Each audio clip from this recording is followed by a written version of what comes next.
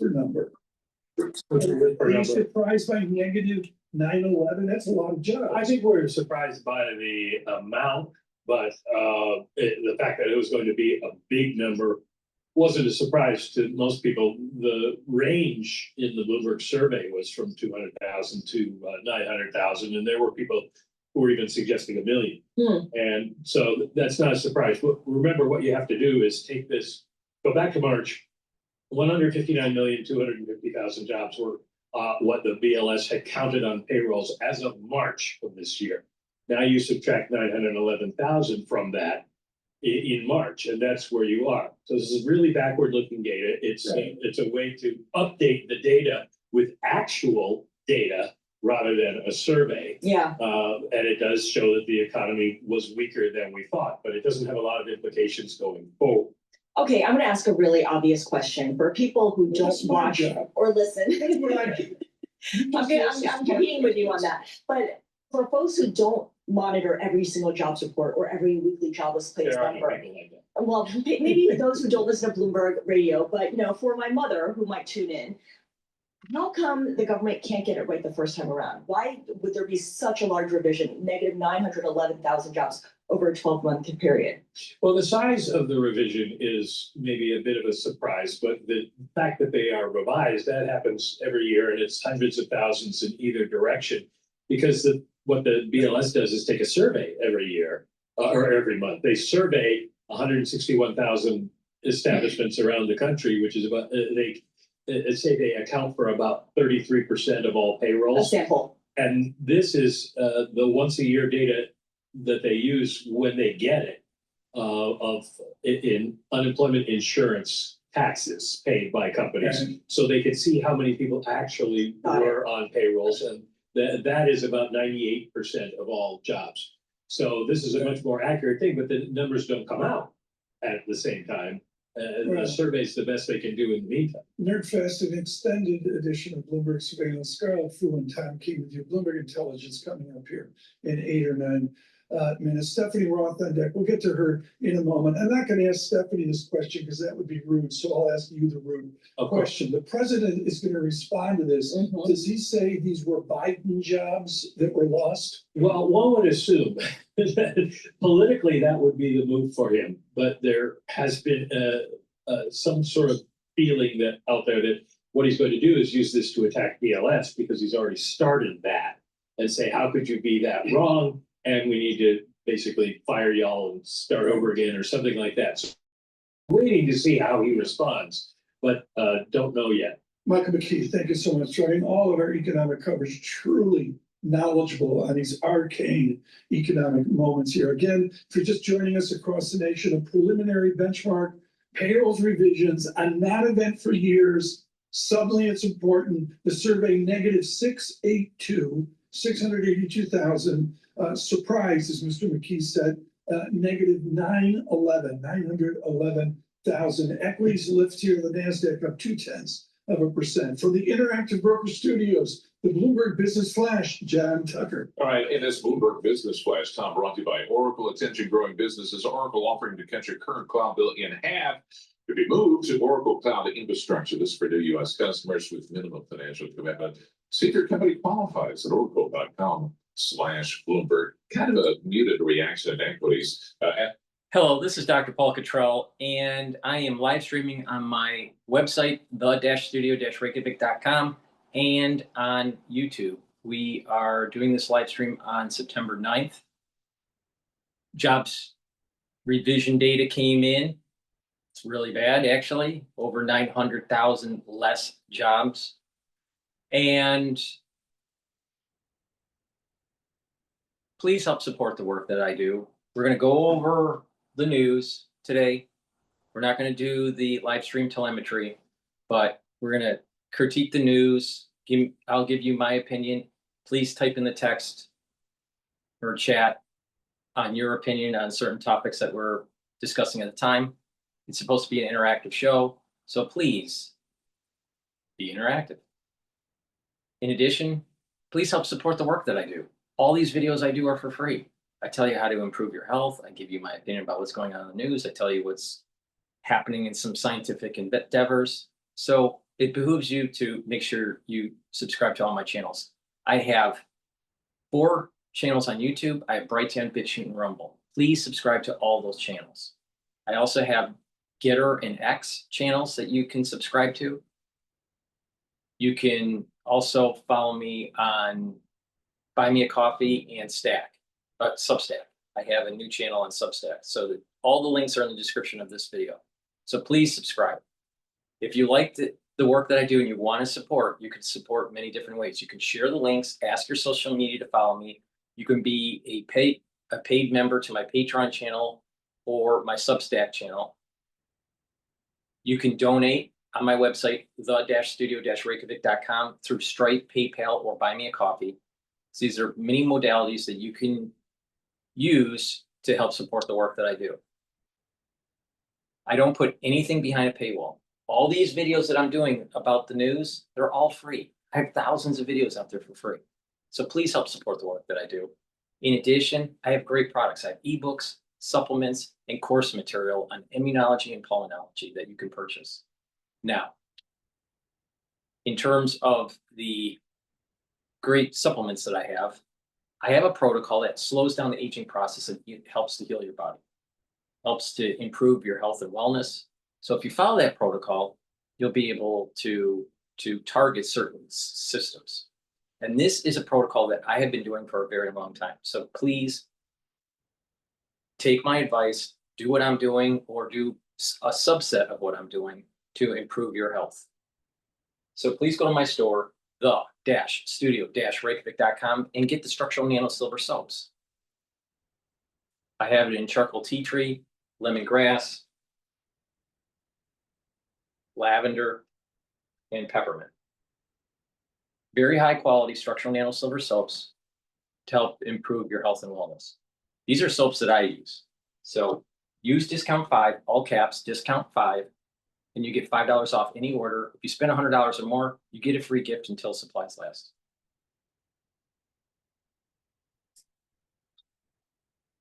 For your leadership in the Middle East, Israel strike in Qatar. This attack in Qatar is unprecedented. It's difficult to overstate how angry it could make the leadership in Doha, as well as other Gulf states, such as Saudi Arabia and the UAE. And to go over to the headlines, this is just breaking down in terms of actual headlines and not speculation. And the headline is simply, Israel targets Hamas leadership in strikes on Qatari capital. That from our Paul Wallace and Elisa Obenheimer as well. Scarlet Food with Stephanie Roth. So let's follow up on that headline with oil prices now rising, and you see WTI, for instance, up 1.5%, Brent crude up 1.5% as well. We're talking about approaching a high $60 range at some point.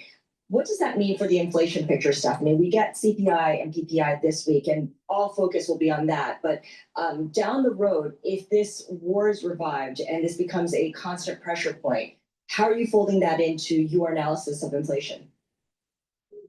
Yeah, I mean, there does continue to be more inflation pressures than generally expected. So oil prices, you tend to look at it a little bit differently, and that's why the Fed looks at core, which includes food and energy. But when we're thinking about the broad-based inflation picture, we are worried that inflation pressures are going to pick up in the next couple of months, because by our estimates, we see about 35 to 40% of the tariff pass-through has already happened, in which case a lot of it is ahead of us. And it might just look like a number of prints where core inflation is running in the 0.3 to 0.35% range, which just poses a challenge.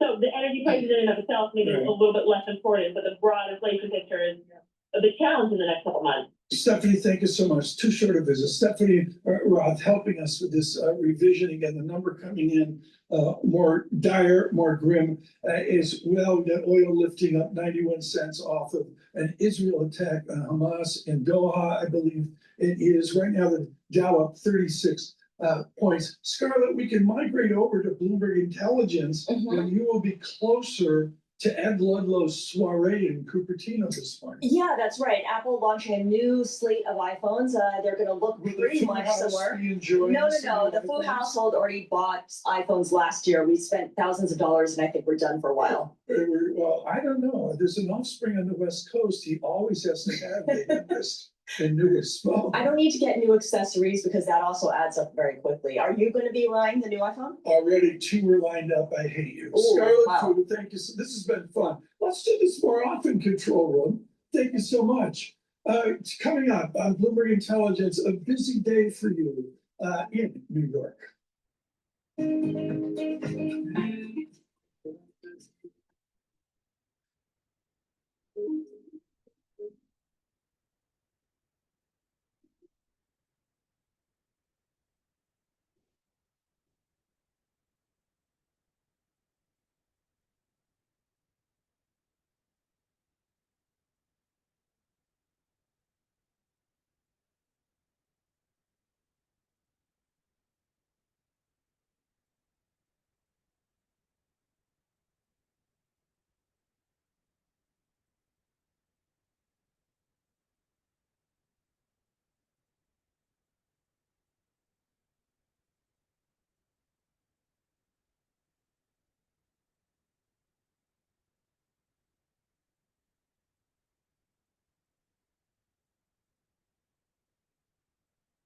Year in a row, Mark's going to pay attention to a report they used to ignore, the benchmark revision to the annual payroll numbers. Senior economics reporter Steve Leisman joins us to explain why this is a potentially big deal. Is it time for that again so soon? When was that? It Was that the 900,000 from last year? it was 800,000 reduced to 500,000. And Joe, what the reason is because the focus of the health, on the health of the labor market. We get another important data point today, one that Fed officials have said they're focused on. Used to pay little attention to it. It's the release of the preliminary benchmark revisions to payroll that it's expected to be another big one. The benchmark revision uses new and more accurate state data to adjust the annual payroll numbers. And this is from April 24 to March 2025. So the data is kind of old, but best we have. Estimates range from taking off 400,000 to 900,000 that would reduce monthly job growth from what was 147,000 a month to 60 to 113,000 a month. Revisions, of course, are often revised between now and February because this data is preliminary. We don't get the finals until February, and it's often revised to show fewer jobs lost than this reported. It'll be watched what it says about the real economy and real growth, but also a political dimension with President Trump having accused the Bureau of Labor Statistics of rigging the data to hurt him. His aides say mostly it's about the bigger vision showing need for reform at the BLS. Well, here are the numbers. Two of the biggest revisions in the past 25 years have come in 2022 when 506,000 jobs were added, 24, nearly 600,000 jobs were contracted. You can see the biggest one was at a time of transition, 2009. Overall revisions tend to amount to just 0.2% of total payrolls, or about 300,000 jobs plus or minus. But the big story is what the 5-month-old data will say about the economy now. Fed Governor Waller recently estimated revisions could subtract 720,000 jobs and said it supports the Fed rate cuts because it shows the job market is weaker than it appears. Unfortunately, we won't know until February which months get revised. So if the weaker numbers are old, in other words, the beginning of the period, or more recent, perhaps now there's so much concern with the accuracy of the jobs data, there will be more support for funding the collection of the data instead of nominal and real budget cuts that have plagued the statistical agencies for years. Joe, thank you for that opportunity to do a public service. Maybe we can use AI. I don't know. How can we make it better? I've always wondered why we can't have more accurate and timely collection of data from the states. If the states are the place we go to true up the monthly data, why can't we have more accurate data collection from the states? And I think that has to do probably with new computers, new collections. That has always struck me. The other problem, Joe, is that to the extent that it's an estimate, we're always going to have problems with our models. This birth-death model that estimates the number of business creations and destruction, it's always a source of the revisions, and I don't know that they can do better than they've done. You could step back and say, if the average error on like 130 or 150 million jobs is 0.2%, maybe they're not doing that bad a job.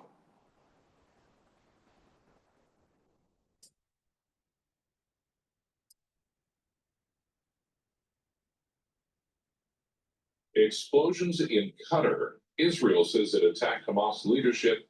That has Okay, oil I'm gonna go prices to- spiking. I'm gonna go to BBC News. They're playing this attack, Israel on Hamas in Qatar. But before we do that, please go to my store, the-studio-reykjavik.com, and get the Max 35 or the Cleanse. Cleanse is 30 parts per million. Max 35 is 35 parts per million.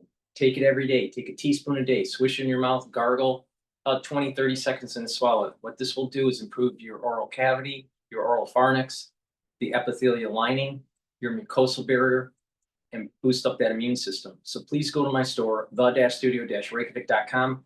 Get the Max 35 or the Cleanse. Take it every day. If you're not feeling well or someone around you is not feeling well, take a tablespoon or two a day until everything's okay, and then go back to your maintenance dose. Please go to my store, the-studio-reykjavik.com. Use discount 5, you get $5 off any order. If you spend $100 or more, get a free gift until supplies last. Build a website you love with Wix, where your words create your brand. I just want to repeat that breaking news that we're just getting through from Doha. We just don't have many details. We have a couple more coming through. This is after blasts were heard in Doha, in capital, of course, of Qatar. That's coming through from the Reuters news agency. Well, just another one from AFP, another short line saying this. Israel army says it's targeted Hamas leaders after blasts rock Doha. So there was initial reports from Reuters saying they saw smoke. They had eyewitnesses in Doha, in Qatar, seeing smoke rising above the capital and the sound of blasts and explosions. And now we are getting slightly more detail. And I just want to read you this. Israel has carried out a strike in the Qatari capital, Doha, targeting the senior leadership of Hamas. They're reported to have been holding a meeting to discuss the latest Gaza ceasefire proposal. Several explosions were heard in the Qatar district of the city. Video posted online shows large plumes of smoke rising from the area. So just want to bring you the timeline as we have it. First, those reports of blasts in Doha, the capital of Qatar. Then eyewitnesses saying they saw smoke rising above the skyline there. Now, the understanding is that Israel has carried out a strike on Doha, targeting senior leadership of Hamas. They've been there reportedly holding a meeting to discuss the latest Gaza ceasefire proposal. Several explosions heard. This is all in the Qatar district of the city of the capital. And there are videos posted online showing these large plumes of smoke rising from the area. So these developments coming through just in the last 20, 30 minutes or so. Of course, our teams here are working in the newsroom behind me to verify and double check those videos that will be posted online of seemingly smoke rising and eyewitness describing those blasts there. But what we do know is that after those initial reports from agencies like the Reuters news agency and AFP news agency of these explosions, now getting seemingly a bit more detail. The claims and reports that Israel have carried out a strike on the Qatari capital, Doha, targeting the senior leadership of Hamas. They are reported to have been holding a meeting to discuss the latest Gaza ceasefire proposal. We're working on just to get you a map of the region, just to show you a bit of the geography here, a bit of the region that we're talking about, where this smoke and where these blasts would have been heard. Also getting through some of the statements. This, I'm being told, is an IDF announcement.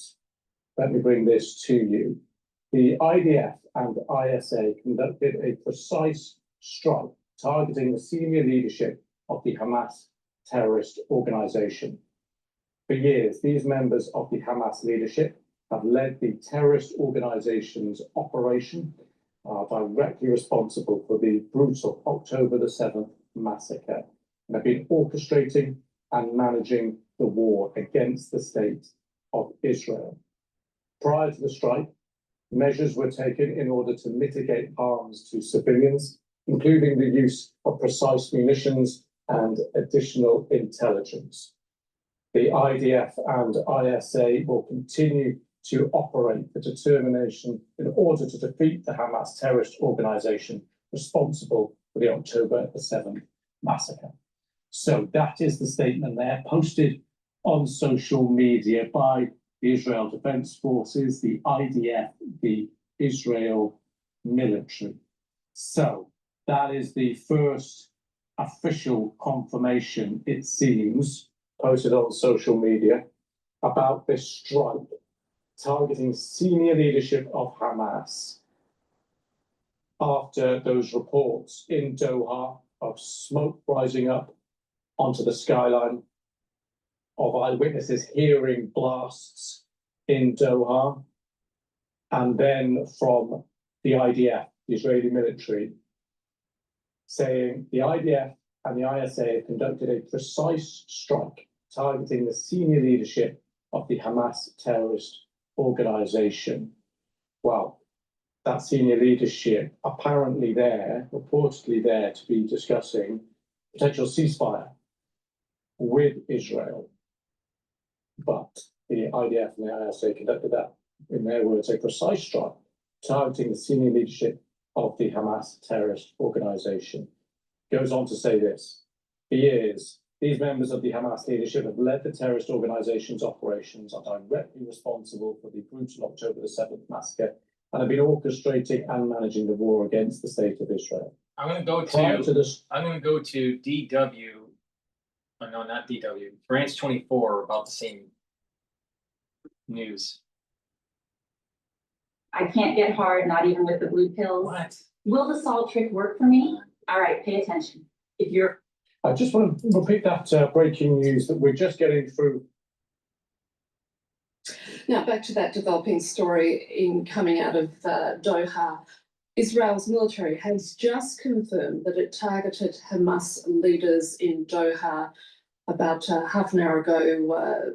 There are reports coming through of a series of explosions in the Qatar district in the Qatar capital. Of course, the important thing is Hamas's exiled leadership has long been based in Qatar, which has served as a mediator in talks between the Israelis and Hamas for a number of years, even before the latest war began in 2023, rather.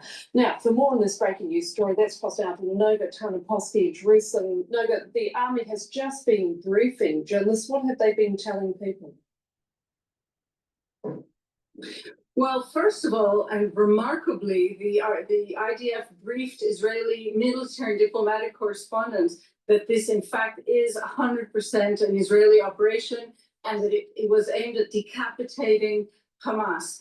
Hamas has long been divided into what we've traditionally called the military leadership, those on the ground in Gaza, those handling operations, terror attacks against Israel, and the political leadership that seemed to be immune from the Israeli reach, at least for the last 20 years or so, and that have been posted in Doha.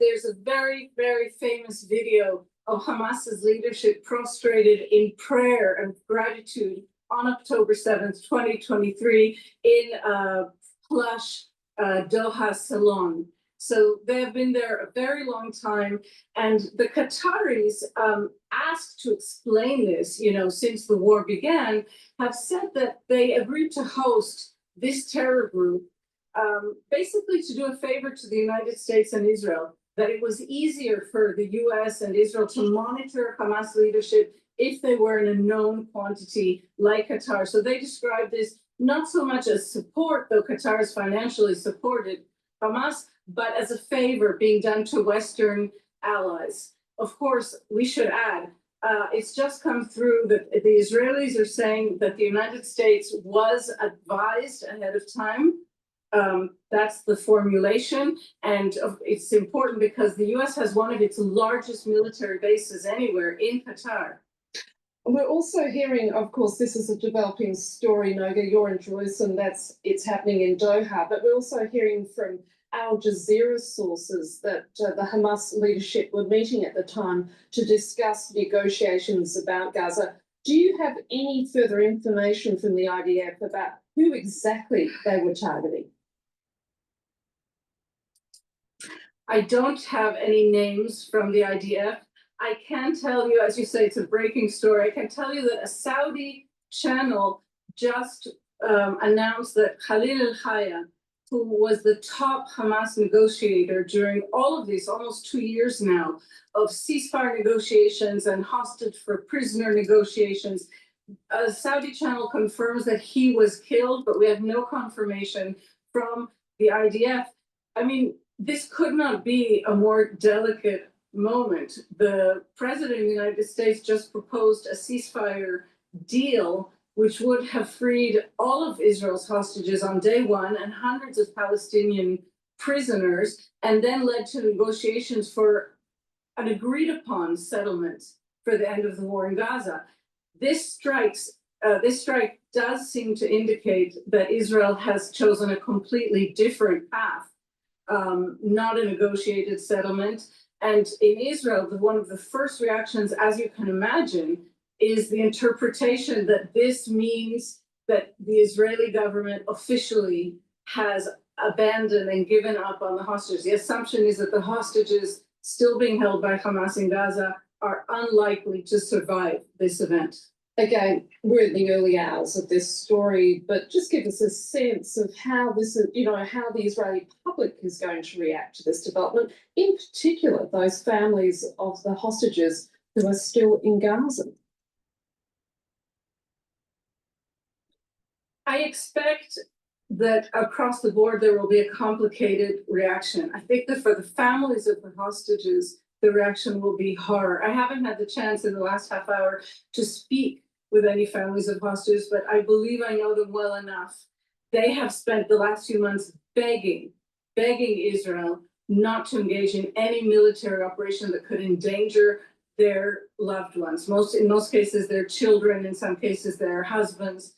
I believe that they will consider this exactly that, a military operation that knowingly, intentionally endangers the lives of hostages. Einat Sangauker, the mother of hostage Matan Sangauker, I now assume that having a feeling that maybe something like this was coming, last weekend said openly at the protest in Hostage Square in Tel Aviv that if her son returns in a body bag, she personally will see to it that Prime Minister Netanyahu is charged with murder. That's a quote from her. So I think from the families of hostages and from the majority of Israelis who are very identified with the plight of these families, I think the reaction is going to be perhaps not as positive as the Israeli government would like, and one of horror in certain sectors. But I do want to add, the question of why Israel never attacked Qatar during this war has been in the air for a very long time,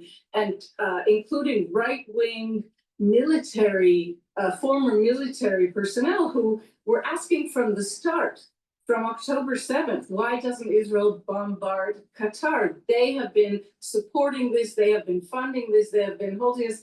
Just last week, I spoke with one of these right-wing identified people who said that the big mistake in mishandling the war, in his opinion, is that Israel didn't bomb Qatar. I am not sure that this timing is what anybody wanted in Israel. So again, I expect the reaction to be complex and tinged with great fear, but the question of an operation such as this has existed since October 7th. No, but just stay with us, and for those of you who are just tuning in, we have a breaking story where Israel has confirmed that it's carried out a series of targeted attacks on the Hamas leadership based in Qatar.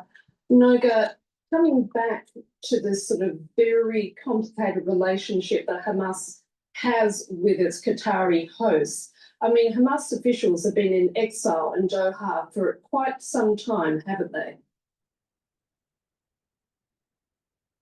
Yes, absolutely. For almost, I would say, 16, 17 years, almost since the moment that Hamas perpetrated a coup d'etat in Gaza in 2007, its leadership was split into the military leadership leading operations against Israel from Gaza. These are all of the rockets launched, all of the missiles launched, and terror attacks planned in Gaza and planned in the West Bank. That was considered the military leadership, the military branch of Hamas. And sort of immune from Israel was the political leadership in Doha, by and large in Doha. And ever since one botched attack against Ismail Haniyeh in Jordan, many years ago now, 2 decades ago, Israel has taken a step back from attacking these leaders who are considered more of the international, the kind of diplomatic front of Hamas. But of course, they are no less connected to Hamas's undertakings than anybody else. And it's just a few days ago, the Israeli defense minister, in one of his many bombastic statements, said that no one was immune. No Hamas leader should consider himself immune. And it now appears that this is what he was alluding to.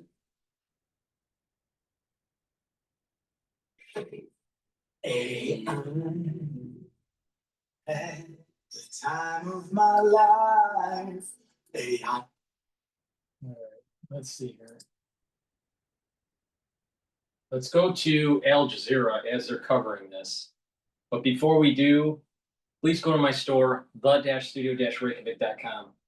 Now, it is important to pay attention to the stack that I do every day to slow down the aging process, boost up that immune system, and to target different systems so they perform better. As you age, you start building up free radicals, you start producing more inflammation, you start declining in energy levels. So if you target these different problem areas as you age, you can slow down the aging process and prevent your body from methylating the genes and shutting down youthful gene expression. All right. So it's not taking one particular supplement, it's about a stack. It's about stacking. So please go to my store, the-studio-reykjavik.com, and get the magnesium and zinc. The magnesium and zinc will help with your brain function and boost up your immune system. And take it with the vitamin C and magnesium. Vitamin C will help with your skin, but also vitamin C and magnesium will help with your immune system. And again, magnesium helps with brain function. Just take them together to get the max benefit. Magnesium also improves the efficacy of vitamin D3. Now, this is very important to take, not just to boost up your immune system and slow down the aging process, but it's really important to take, especially during the fall and the winter season. Be prepared for what's coming. Be prepared for the fall and the winter season. Boost up that immune system. If you don't listen in between the lines of what I'm saying, I can't just blurt it out because there is censorship on YouTube. But I'm telling you on how to boost up your immune system. I'm telling you what you need to do for the fall and the winter seasons, so you mitigate any potential problems. Another great product that I have in my store is the drops and the lozenges. I have blueberry drops, honey and lemon, which is very popular,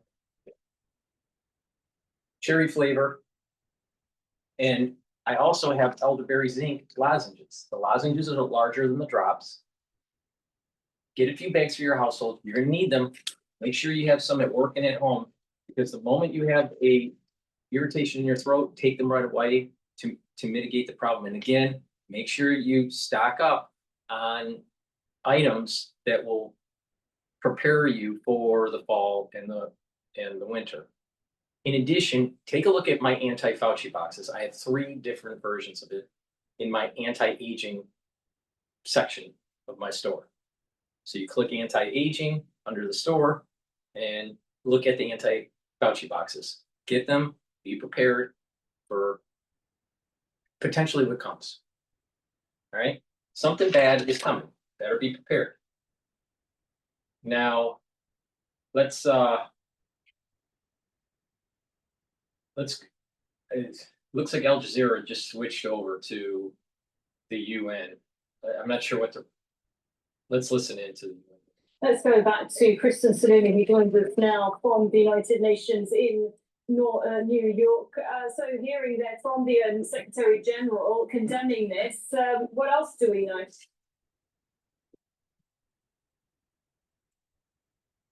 Yes, the Secretary General was very quick to react to the situation in Doha, Qatar, with this remark. He was very quick, as you heard just there, to condemn the attack as a flagrant violation of sovereignty and the territorial integrity of Qatar, whom he noted has played an integral role in the peace negotiations between Hamas and Israel. And this remark was made at a time when the General Assembly's 80th session is about to kick off, its opening day, at a time when the United Nations role in international affairs and ability to uphold international standards is being questioned.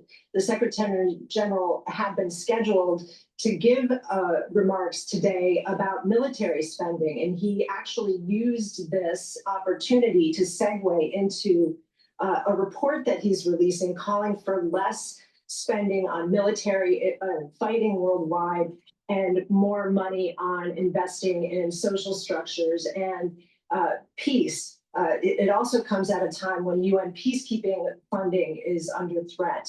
All of that expected to come up in the next month as world leaders gather here at the United Nations. But again, the distraction from the UN's role as a international mediator as conflicts like this that are, as he noted, in clear violation of international law continue, calling into question the UN's role in being able to uphold or advocate for any of that. Of course, you just mentioned there, Kristen, about the 80th United Nations General Assembly meeting. Talk to us about what had happened when it came to revoking the visas for the Palestinian Authority members that are due to attend, and it being them discussing to move it to Brussels.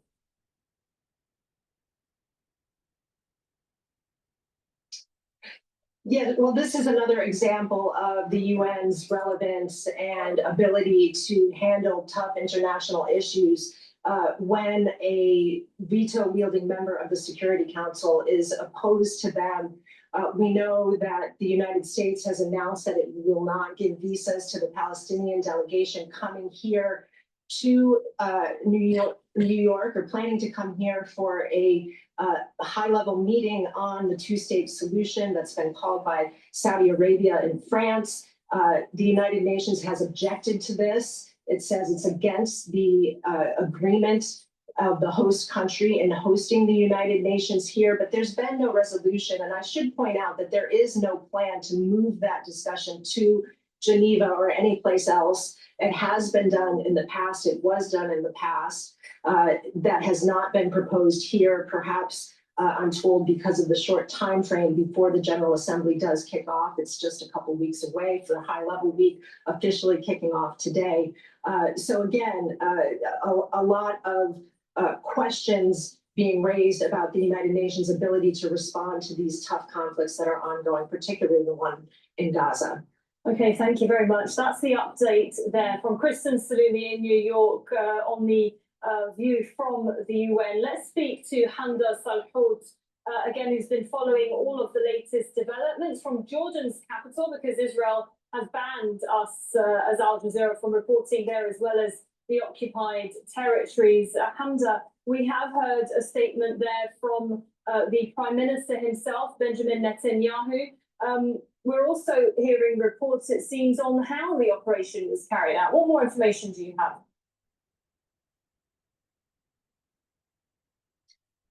The Israeli Prime Minister's office confirming in a statement that Israel carried out this attack without any sort of assistance, essentially trying to absolve the United States of any involvement in this, given the incredibly sensitive nature of everything going on, with Qatar being an ally of the United States, but also Israel being an ally of the United States. So there are a lot of moving parts here with that, but nonetheless, Israeli officials have now published photos of the Israeli premier along with his defense minister and other military chiefs at some sort of command headquarters approving these strikes, looking at images as the Israeli authorities usually do when there is anything of this nature, any sort of large-scale attack or assassination that's happening. And it comes on the heels of just this morning, the Israelis calling for a full evacuation of all Palestinians from Gaza City, really upping the bombings and siege and bombardment in the entire vicinity in the northern part of the Gaza Strip, trying to forcibly displace millions of Palestinians as a result. But Israeli officials have also noted for the last nearly 2 years that they would reach Hamas leaders wherever it was they were, whatever country they were in. And Israel's far-reaching assassination attempts have been seen throughout this war for several leaders of several different groups in the Middle East. Israel has violated national sovereignty of so many different countries throughout the region just in the last 2 years. And of course, their rap sheet is quite long in the years prior to Israel's war on Gaza. But this time, what they're saying is that they are going to kill all of Hamas's leaders wherever they are. This is something they have been emphasizing for the last 2 years, and especially after the assassination of the former leader, Ismail Haniyeh, in the Iranian capital, Tehran. But it's worth mentioning that the country's defense minister came into his post in the middle of the war. The new army chief of staff also came to his post in the middle of this war. And that's because Netanyahu decided that something wasn't really working, that Israel was not achieving its military goals and objectives, which is true. Nearly 2 years onward, Israel has not achieved anything that it hoped for in 2 years of war, in 2 years of siege and bombardment. There are still 48 captives that are being held in Gaza, and the war is ongoing and actually expanding now with the call-up of some 60,000 Israeli army reservists. So you have essentially a new game plan by the military chief of staff and by the defense minister to try and achieve these goals and objectives, which clearly a ceasefire for them is not in the cards as they continue to escalate their military operation. And Hamza, just so you know, we have, it seems, been hearing from the mother of one of those that's still held captive in Gaza. Her son, Matan, is being held there still. She's been very much vocal throughout this war about the release of the captives and very much against the continuation of the war, as have many of the relatives and families. I just wanted to actually read, she said, "I am trembling with fear." This is a post on the social media X, and that's in reports, obviously responding to the explosions that happened here in Qatar. She says that Prime Minister Benjamin Netanyahu may have killed her son basically by striking Hamas officials here in Qatar. Give us a sense as to why they have been protesting week on week. We saw a general national strike a couple of weeks ago. Why do they want this war to end?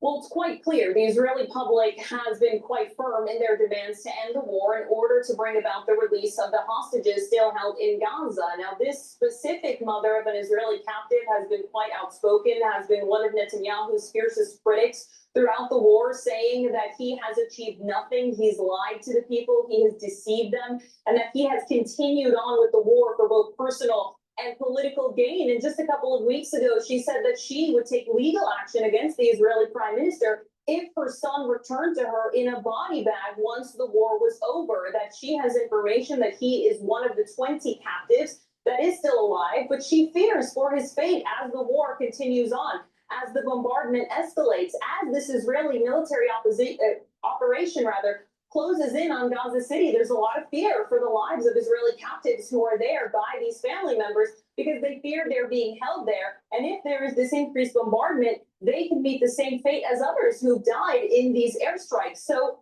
a lot of moving parts here when it comes to that. So that domestic pressure on the Israeli prime minister essentially falls on deaf ears because when he responds to any sort of protest movement, to any sort of strike, he usually slams the demonstrators. He slams the protest movement, saying that they're counterproductive, that they don't help with any sort of negotiations for a deal, that today are helping Israel's enemies in return by protesting against a government at war. But the people of Israel have been quite clear that they are tired of the war. More than 700 days in just under a month, we are going to hit the 2-year mark of this war that has seen absolutely catastrophic losses on the Palestinian side. And the family members of hostages say that they do not want to wait any longer for the war to end, for there to be a deal. But now with Israel trying to assassinate everyone at the other end of the negotiating table, it's raising a lot of alarms. It's certainly raising concern as to what's next. If the people you are indirectly negotiating with are killed as a result, who is there left to negotiate with? What will happen to these talks moving forward? Who will be there in place to try and mend some sort of ceasefire deal together? Because you try to assassinate the people you're talking to in the country where these talks are taking place, where Israeli negotiators have frequently traveled to and visited. So there's a lot of concern, not just on the international spectrum, but also domestically within Israel from these family members as well. Okay, thank you for that update, Hamda Salhoud there from Amman. Now, Saudi Arabia's Crown Prince has confirmed that he spoke. Please go to my store, the-studio-reykjavik.com, and get the structural nano silver toothpaste. Very high quality. You're going to need these for the fall and the winter. Trust me. It'll whiten your teeth, freshen your breath, help with your gum line, reduce inflammation at the gum line. Has no fluoride. It's the best toothpaste that you can purchase. Get a few tubes for your home. Go to my store, the-studio-reykjavik.com. Use discount 5. And you get $5 off any order. Also get the gels. You can get the gel in tube form or in the quick dispenser. Have some at work or have some at home. This is a dual purpose product. You can use it as an aftershave. You can use it as a daily skincare. You can put it on a wound to help it heal. And if you're not feeling well or someone around you is not feeling well, especially in the fall or the winter, guess what? Put it on your hands, around your mouth, around your nose, around your ears. Lightly coat your nostrils. Stays active for 5.5 hours. You can't do that with Pro. Please go to my store, the-studio-reykjavik.com, and get these very high quality gels. Be prepared for the fall and the winter. I'm telling you. I can't tell you how important it is. Now, another great supplement that I have to help with your cardiovascular system is omega-3. And this will help you in the fall and the winter. Let me tell you how. Omega-3 brings down systemic inflammation. That's super important. Now, by bringing down systemic inflammation, if you're chronically inflamed, you're down-regulating your immune system. So if you bring down inflammation, you bring down that chronic inflammation, your immune system is going to be boosted up. Omega-3 also helps to bring down LDL levels and increase your HDL levels. So that's going to help with your cardiovascular health. By improving your lipid profile, you're reducing plaque formation. And omega-3 helps to prevent red blood cells from sticking. If your red blood cells stick too readily, you have overclotting. You don't want that. So take omega-3. Also take my nattokinase, stack it together. They work really well. Better get ready. Fall and winter's coming.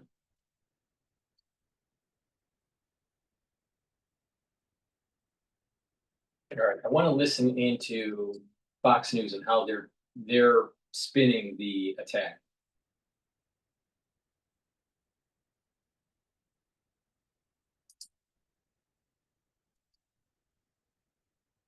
Monitoring the situation unfolding in the capital of Qatar. Just moments ago, the Israeli military says it conducted a strike against senior Hamas leadership there. There have been multiple explosions reported in the capital of Doha.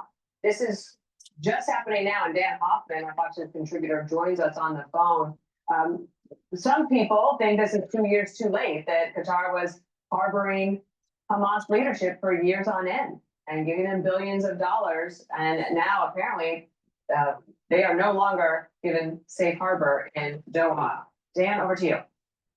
Yeah, there's clearly no safe zone for Hamas, and this is an escalation by Israel. But it's worth emphasizing that there was a Hamas delegation in Doha, led by their leader, Khalil al-Hayya, and another senior official, their co-chair, Khalid Mashal, who spent a lot of time in Doha. They were meeting with senior Iranian officials, including the Iranian foreign minister. And so Israel decided to take this opportunity to take out the Hamas terrorist leadership. There are issues here, intelligence questions about, obviously they knew where these guys were, but all the work that the Israelis had to do to ensure that there was no collateral damage on innocent civilians in Qatar's capital city. It's an escalation diplomatically, and Israel will have to deal with the ramifications of that in their bilateral relationship with Doha. But Israel has emphasized that if Hamas doesn't release all the hostages, then Israel will take further action and escalate their strikes in Gaza and their military operations there. And obviously that now it's clear, it doesn't exclude Israeli operations outside of Israel. Bill Hemmer is with me as well, in case you want to jump in. Dan, when you think about the war in Gaza and the warning that Netanyahu gave those in Gaza City, just even 48 hours ago, for up to 20,000 residents there to move out. So they're making a move on that city at the same time they're going after the leadership. What's the impact of taking out the leadership with regard to the war in Gaza? I think if you ask General Jack Keane, he'll tell you that Hamas is going to carry on fighting. Israel is engaged in an insurgency right now. And even if Israel is able to keep... Israeli Army radio is saying 15 aircraft took part in dropping 10 bombs on a single target. Okay, Hamas, which they largely have. Hamas is down to, way down the line from their battalion commanders who've just been decimated by Israeli strikes. But Hamas is continuing to fight. And in a classical sense, and I can tell you from my experience serving in Iraq during our counterinsurgency there in 2006 to 2008, the goal is to try to divide the innocent civilian population from the irreconcilable terrorists and think about what the post-conflict reconstruction plan is going to look like. Israel hasn't done that. They have taken the fight to Hamas effectively, but it's the question of what next. And that's one of the reasons I think why almost 3 years into this war, or 2 years into this war, there's concern, certainly among Israel's staunchest supporters, including Germany and Australia and France. They're all talking about recognizing a Palestinian state in the next UN General Assembly. One of the things I think is interesting is the fact that just a few weeks ago, you had President Trump reinforcing his commitment to whatever Bibi Netanyahu decided to do. And I think one of the very real frustrations inside Israel and then around the world, if you support Israel, is that there are many people who believe that Qatar could have pressed Hamas to release the hostages on October 8th. That they are, this is not my words, but some will say, complicit in continuing this war, because Israel has maintained that the war could end tomorrow or right now if the hostages release. And now I believe that Israel doesn't want to go into a third anniversary of October 2nd with these hostages still underground. Yeah, I'm not sure that Qatar has the leverage anymore to influence on the ground how Hamas is dealing with the hostages.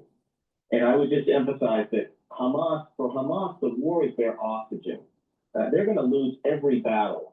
There's no question about that. But they feel like they're winning the propaganda war because they are embedded with the civilian population. And in order to take the fight to the terrorists, Israel is accepting a certain level of collateral damage on the civilian population, on infrastructure, on buildings. We've just seen that in Gaza. That they're just it's an extraordinarily challenging urban environment for the Israeli military. I've never felt like Doha has the leverage to do anything about it. But I think what Israel is saying that, look, if Hamas wants to carry on their relationship with Iran, they can do so at their own peril. That was the message. You know, Dan, one of the things, and one of the many things we learned when we went into Gaza in August, is that you have 2 million people who are trying to live there, and it is a very difficult and harsh life. And what the Prime Minister, Benjamin Netanyahu, told us is that he believes there are 20,000 Hamas fighters who are still alive and willing to carry on the fight. I don't know how you separate 20,000 fighters from 2 million civilians. But the big challenge within Gaza is how you're able to successfully feed and house to an extent and give medical care to 2 million people while you're trying to root out a guerrilla war in an urban area. And Dan, you know, this is a significant challenge if you're trying to succeed. And I think it's a fair question to ask, can it be done? It's almost an insurmountable challenge, Bill. From my experience on the ground in the Middle East, in Iraq, look, Hamas is deliberately putting Palestinian civilians in harm's way. They are preventing civilians from evacuating areas where they know the Israelis are planning strikes. Typically, when you're talking about targeting 20,000 Hamas terrorists and protecting the rest of the population, the millions of the population, you need a lot of boots on the ground. And we saw that with the surge when we surged U.S. troops and supporting elements to Iraq to help make that happen. I'm not sure that Israel has the wherewithal to do that. They are stretched thin. Fighting. Israel was meant to fight short wars and win them quickly. This is already an extraordinarily long and extremely costly war for Israel. Dan Hoffman, thank you for getting on the phone with us. And it is 10 a.m. Eastern. This is America's Newsroom. I'm Dana Perino with my cohort. I'm Bill Hemmer. Good morning at home. This is significant news, as we have reported here. Trey Ying's our correspondent in the Middle East for the past 7 years. Right now is on duty covering the war in Kyiv, Ukraine, and joins us live. And Trey, you've been reaching out to people back in the Middle East. What have you found, and what should we report now at this hour? Hello. Yeah, Bill, good morning. Fox News can confirm the Israelis were behind these strikes targeting Hamas leadership in the Qatari capital of Doha. Just about an hour ago, explosions were reported there, followed by video of black smoke rising from the horizon. I have reached out to Hamas leadership, Qatari officials, and Israeli officials. Israeli officials say they were going after 2 key individuals in Hamas leadership. We're talking about Khalil al-Hayya and Zahir Jabarin. This is the deputy political bureau leader of Hamas and also one of the finance ministers of the organization. Remember, Hamas consolidated power in Doha as the war inside Gaza developed. Many of their leaders were based out of the Qatari capital. But it was when Ismail Haniyeh went to the Iranian capital of Tehran for the inauguration of Masoud Pezeshkian, the incoming Iranian president at the time, when he was killed. That is when the leadership in Doha made a council of about 5 people who were responsible for negotiating the possible release of hostages from Gaza and the potential of a ceasefire agreement. At least 2 of these individuals were the targets of these strikes, according to Israeli officials. We do not know the outcome of these strikes and whether or not they were successful in killing these Hamas leaders. I do want to give you the Qatari reaction. I reached out to a Qatari official in Doha who responded with a statement from the spokesman for Qatar's foreign minister, saying in part, quote, the state of Qatar condemns in the strongest terms the cowardly Israeli attack targeting the residential headquarters of several members of the Hamas political bureau in the Qatari capital, Doha. It's quite a lengthy statement, but it goes on to talk about the state of Qatar and their condemnation of these strikes earlier today. One important note here, Bill, is talking about the Al Udeid Air Base. This is the largest U.S. base in the Middle East that is very close to where these strikes took place, and questions today about what the Americans knew ahead of this operation. Bill? Wow. Trey, a lot more to get to. Thank you for that. The latest headlines as we watch that story develop literally in front of us for the past 30 minutes or so. So much more to come on that. Trey, thanks to you in Ukraine.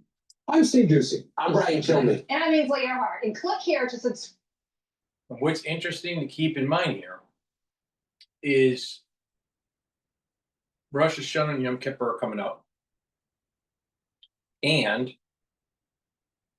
there are the red heifers.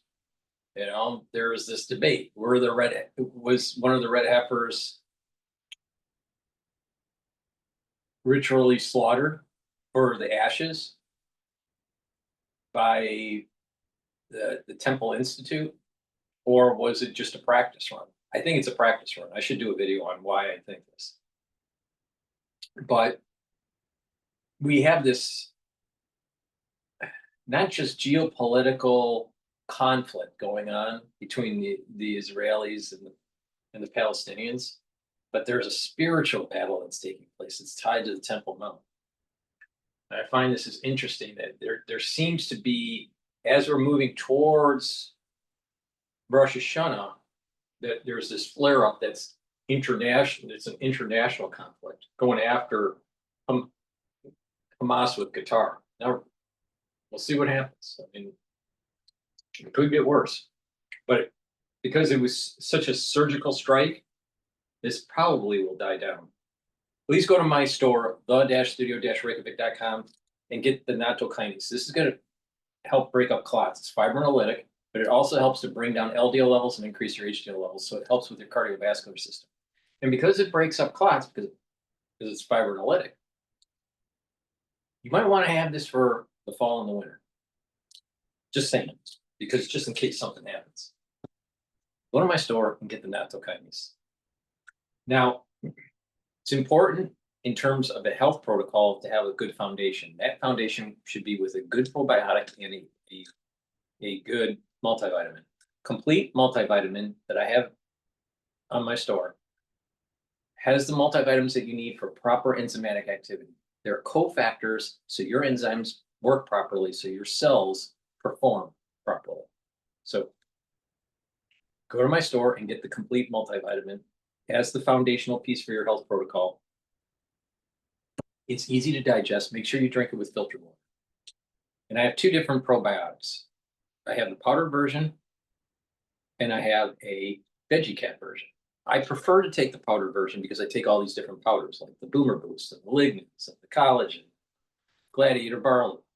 So it's just easier for me to take. But some people don't like to do that. So it's up to you. But get a good probiotic. I have very high quality probiotics in powdered form and in the veggie cat form. So the veggie cat version is the Ep40 probiotic. Now, probiotics will help with your immune system in your gut. It'll increase the mucosal layer, increase the concentrations of your IgA. That's super important. It'll help you to digest easier, absorb your nutrients, increase the communication between your gut and your liver. You'll be able to process, your liver will be able to process sugars and detox your body, help with bile creation, recycling, cholesterol. The liver does a lot, so it's important to have a healthy liver. And you can get that by improving your gut. And you're improving your gut, you're improving the communication between your gut and your brain. You'll be able to sleep better. You'll have the ability to concentrate. You won't have brain fog. You'll have more energy because you're sleeping better. You'll be detoxifying your central nervous system because you're sleeping better. And when you are sleeping better, you are also consolidating memory. So you're going to be able to think better by having a good gut biome. Having a good gut biome improves many problems that people have. You'll notice that some of these problems that you may be having for years start to go away because you improved your gut. So please go to my store and get the Ep40 probiotic or the powdered probiotic. Take it every day. Make sure you take it with the multivitamin. That's the foundation, and then you build off of that to customize your anti-aging protocol. And the whole point here is to get your body healthy. But the magic of this is stacking. You have to stack. When you stack, you get the synergy that is in line with your complex biochemistry. So please go to my store, the-studio-reykjavik.com. Get the probiotics, get the complete multivitamin, and make sure that you get the nattokinase. You're gonna need it. Guess what? Something's coming in the fall and the winter. All right, let's listen into Bloomberg about these payroll revisions. And if they're not taking out your taxes and you're not gonna show up in that. And then the birth death model, the number of companies who didn't report, perhaps because they were brand new, those numbers were lower, and that's, the birth death model has been an issue, and it's one of those ones that they would like to fix. But it's been hard to do because of the statistical changes that have come about since the pandemic. Bottom line, it's hard to get accurate data without time. Yeah, and it's also not necessarily accurate data. The 911,000 is going to be revised again when we get to the January payrolls report in early February. But this data is, but policy is based on this data, which just complicates things. It's a bit of a moving target. Michael McKee, our international economics and policy correspondent, thank you so much for making us smarter on this massive revision in the number of jobs now that the economy has lost up to March of 2025. All right, let's go back to the Dell story. I look at the shares, and the shares are on a downtrend right now, at least for this morning, down 2.5%. Yeah, let's go to, we're going to go to the White House. They're speaking here. The reporter. That is conducted by the Israelis. Having said that, with regard to this specific attack, what we know is that the White House at this hour is still not commenting. And what we've been told by the press office is that it will either be the U.S. president commenting in advance of a White House press briefing with the press secretary at 1700 GMT on Truth Social, where he is likely to put out a statement, or we may have to wait until 20 GMT when the U.S. president has his first media availability. Now, what we know in the midst of all of this is that there are a lot of questions about what the president knew and whether or not he, in fact, green-lighted this operation by the Israelis, some 12 missile strikes that are being reported on the capital, Doha, Qatar, and the embassy area. This has not been confirmed by the White House. It is being widely reported in U.S. media that this is something that the President Donald Trump knew about. But again, this has not been confirmed. And we should point out that the U.S. Embassy in Qatar did not advance warn any of the U.S. citizens living in Doha, and there are a significant number of them, only putting out a shelter-in-place alert after the Israeli strike. So if the United States knew, it also did not make aware its own citizens in the region. Kimberly, you were here in Doha following the U.S. president just over 3 months ago when he visited Qatar on an official state visit. Did he not at that point, not formally, but when sitting next to Qatar's emir, did he not in some form promise safety for the state of Qatar, where the U.S. has its largest military base in the region? That's what makes this so astonishing, is the fact that the U.S. president has spoken so warmly about his relationship with the Qatari emir, that he spoke alongside him, talking about him being a great friend and a great guy. The fact that there is a U.S. military base, the Al Udeid Air Base in Qatar, that is where U.S. military personnel is operating out of. So the fact that there was an attack on one ally by essentially another U.S. ally, namely Israel, has really left a lot of people asking some tough questions about U.S. support in the region. Now, in addition to the fact that there has been this outward pouring of affection between the two leaders, Qatar and the United States, you have to remember that Donald Trump was there to acquire Qatari investment in the United States, some $1.7 trillion in investment. And we know that the Qataris also gifted the United States and the U.S. president specifically with a jet. So given the fact that there have been this relationship of close cooperation, and the fact that the U.S. was the one that asked, according to the Emir of Qatar, for a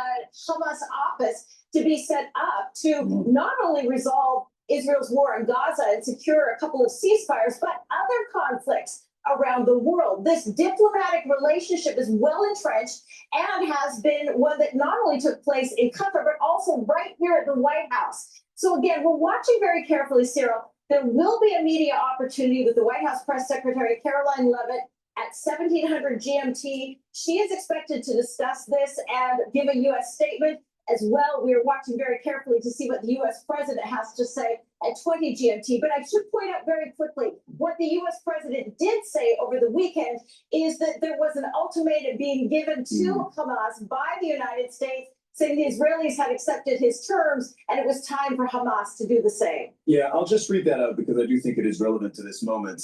His post on Truth Social, that's the Donald Trump's post on Truth Social on Sunday, was, quote, "The Israelis have accepted my terms. It is time for Hamas to accept as well. I have warned about consequences of not accepting," meaning warned Hamas. "This is my last warning. There will not be another one." So that was Donald Trump 48 hours ago. And today, the fact is that a delegation of Hamas was struck here in Doha. Kimberly, something else I wanted to ask you. The presence of Hamas's political leadership in Doha is not a secret. It's something that's very public. Qatar, the US, and Egypt are all mediators between Israel and Hamas. And for that purpose, Hamas is here and is involved in talks on a regular basis. Now, even though nobody knows publicly where they are, the fact that they're here, that's very well known. And my question to you is, wasn't this entirely sanctioned by the US? I mean, you have the presidential envoy, Steve Witkoff, coming to Doha very, very regularly as part of these talks, including with Hamas representatives. Absolutely, 100%. And just to give you a timeline, those terms and that proposal that was being discussed had been handed off by U.S. Special Envoy to the Middle East, Steve Witkoff, in Paris to Hamas leaders just last week. That was what was being discussed. And it wasn't just Hamas leaders who have been present discussing these terms, but also it was the Qatari prime minister. So the fact that there was Qatari leadership as well that was present in these discussions shows that just the grave risk that was taken. And given the fact that this whole office and this understanding of diplomacy, according to the Qatari Emir, was sanctioned by the United States and has been instrumental in resolving a number of global conflicts, including 2 ceasefires in Israel's war in Gaza, now working on a third, is something that is of enormous consequence. And as a result, there are so many questions here in the United States about how the U.S. president, if in fact he did greenlight this, as is being reported, why he did, and whether or not he has calculated the consequences moving forward of such a bold action. Okay, these are going to be very important answers. Now, just a note to our viewers on timings. You've told us that maybe, just maybe, the U.S. president will comment before the 17G press briefing, bearing in mind that it's 20 minutes past 15 GMT. That would mean about 90 minutes from now. Maybe that's a window for us to learn something from the U.S. president. If it doesn't happen then, you're saying maybe look out for around the 20 GMT mark, which would give us another few hours. Kimberly Halkett, thank you very much. We'll be coming back to you before long. Now, the UN Secretary... Please go to my store, the-studio-reykjavik.com, and get the Clarity Factor and the Myotrol. Why? Clarity Factor is going to get rid of that brain fog, allow you to concentrate on your tasks, either at work or at home or in school. Very important to take, no matter what your age is. Drink it with filtered water, take it every day. It's going to get rid of that brain fog and you're going to be able to concentrate. And over time, you're going to improve the dendritic connections between neurons. That's going to be helping with that positive neuroplasticity. You're going to be thinking faster and you're going to be able to have better memory retrieval because Clarity Factor helps support memory. So go to my store and get the Clarity Factor. It's very important that you start to add supplements and do exercises that help with neural health. Very important. You're gonna know people within the next 5 years within your social circle that people at the age 40 or older where early onset of dementia is going to start becoming rampant. All right. 10 people let's say you know 10 people in your social circle. You're going to know 3 of them that are going to have early onset of dementia, 3 to 4. So you better start paying attention. Watch the signs. If they go, they used to be avid readers or writers and they stop, or they're having problems finding words, or their sentence structure declines rapidly, you better start paying attention and catch it early. But you're going to know lots of people within the next 5 years that have early onset of dementia because of the crisis that we went through. So it's important to take supplements that protect neurons, but also exercising is an important feature. Making sure that you have better blood flow to the brain to create that microenvironment to maintain those dendritic connections. In addition, bringing down inflammation. If you bring down inflammation at the neuron level, you're maintaining the myelin sheath, and so the neuron will be able to communicate and the neuron's healthier. And another feature that's really important is doing resistance training, balancing exercise, and then stretching exercises, because you want to activate that cerebellum and help with your motor coordination. That's another feature that you're going to notice within the next 5 years. People within your social network, you're going to notice not only cognitive decline, but motor coordination issues. So you want to activate those neurons. And you do that through the 4 modalities of exercise: resistance training, cardio, stretching, balancing exercises. And taking the proper supplementation that's going to help with the health of the mitochondria. And I have lots of stuff for you that will do that. All right, so take the clarity factor, take the ubiquinol, get the NAD+, take the C60. These are things that will help improve the health of the neuron. Now, when you get 40 years of age or older, you slow down the ability to build muscle and maintain muscles. It's called atrophy. Well, you can reverse that. Do some resistance training, improve your diet, and take myotrol. Myotrol will help with the gene expression to build muscle for males and females. It has polyphenols, flavonoids, and lignans to help with the gene expression to build that muscle. It'll also help the health of the mitochondria, so you have energy to maintain and build that muscle. You get even further benefits when you stack myotrol with gladiator barley and you do resistance training to build muscle, for males or females. But it's important to take, because when you maintain musculature, you're maintaining not just muscle mass, you're helping your skeletal system, you're helping your posture. If you do the proper back exercises, and when you have better back posture, your lymphatic system will flow better. Your venous system will flow better. See, if you're hunched over all the time, and as you get older, you get hunched more and more, the lymphatic system doesn't flow as well. Your vascular system doesn't flow as well, especially the venous system back to your heart. So you want to improve your posture for better flow. So there are many benefits from having more muscle mass. Right? You don't have to look like Arnold Schwarzenegger. Actually, overbuilding your muscles is bad, but letting your body atrophy is bad for you too. So there's a sweet spot. So please go to my store, the-studio-reykjavik.com, and make sure you get the myotrol. It'll help with the gene expression to build that muscle, and stack it with the clarity factor. That way you're helping your brain function and you're helping with your musculature. Please go to my store, the-studio-reykjavik.com. Use discount 5, you get $5 off any order. It's all caps, discount 5. $5 off any order. If you spend $100 or more, you get a free gift until supplies last. All right, let's play the issue where there was a Ukrainian refugee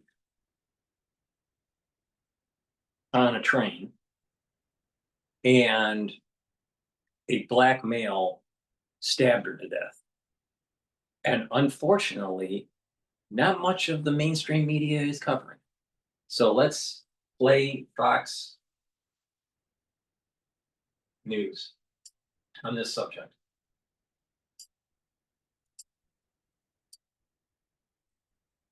The city of Charlotte, North Carolina, now home to one of the most horrific crimes ever caught on camera. 23-year-old Irina Zarutska, seen here, had no idea that when she boarded a commuter train on her way home from her shift at a local pizza restaurant, that it would be the last thing that she would ever do. That is because DeCarlos Brown Jr., a repeat offender, allegedly took her life by stabbing her in the neck with a knife. Now, the city is facing pressing questions over safety and their response to this crime. Charlotte City Council member Edwin D. Peacock III joins me now. Councilmember, thank you so much for Before we joining us. continue with Fox on this subject, this is a problem that has been happening even in New York in different forms: stabbings, pushings on the train,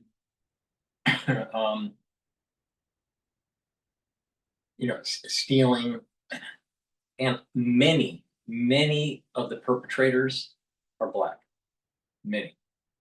I would say more than 60–70%. And then the remainder are primarily Latino. And many of them are illegal. So the point here is that there is something definitely happening in these communities that they have no regard for life. No regard. They do not care. And then you add in failed liberal policies with no cash bail, letting them out, and then they repeat. This person that did this, my understanding, has been a repeat offender 12 different times. Now, if you don't have God, country, and family as a bedrock of your ethos and establishing morality, how are you going to have a good society? How are you going to have a functioning society? A society of law and order, a society that's productive. So now what we have to do is you have to be vigilant and you have to be situation aware that if some of these types of minorities are in your area, you have to be hyper vigilant and be in a defensive posture. So if you're on the mass transit in an inner city like New York, and you see someone like this Black guy that killed this woman, you have to assume that this person that you're next to may attack you. You don't know if they are or not, but you have to go into a survival mechanism and be conservative in your stance for defense. You have to be you have to be vigilant. You can't assume that there'll be a safe passenger on the train or on the bus, because in many cases they're not. Now that does, unfortunately, that means that you're pigeonholing a lot of other minorities of that ethnicity. In this case, Black male, that is not well kept. And maybe they're nice people, but you don't know. You don't know until after the fact. So you can't be by them. You can't be around them. You either are you're potentially risking your life on the mass transit, or you just walk away if you see them. Or you are in a very hyper vigilant mode. Have situational awareness. Super important. Don't stick your head in the phone. If you notice some of the things that she was doing, she was on the train, she wasn't paying attention to her surroundings. She had her earbuds in and she was looking at her phone. She had no situational awareness, none. So now when you're in the mass transit, you have to have situational awareness. You have to assume that if you're by a Black male that is unkept, that potentially they could harm you. Because this is not a one-off incident. This is across the country, in many inner cities. especially New York. So the liberals are going to say, well, that sounds racist. That sounds racist. It's called survival. If they don't have God, country, and family in their ethos, if they don't have a foundation of morality, if they don't have a positive regard for life, can you give them the benefit of the doubt? Absolutely not. Because this is what happens when you do.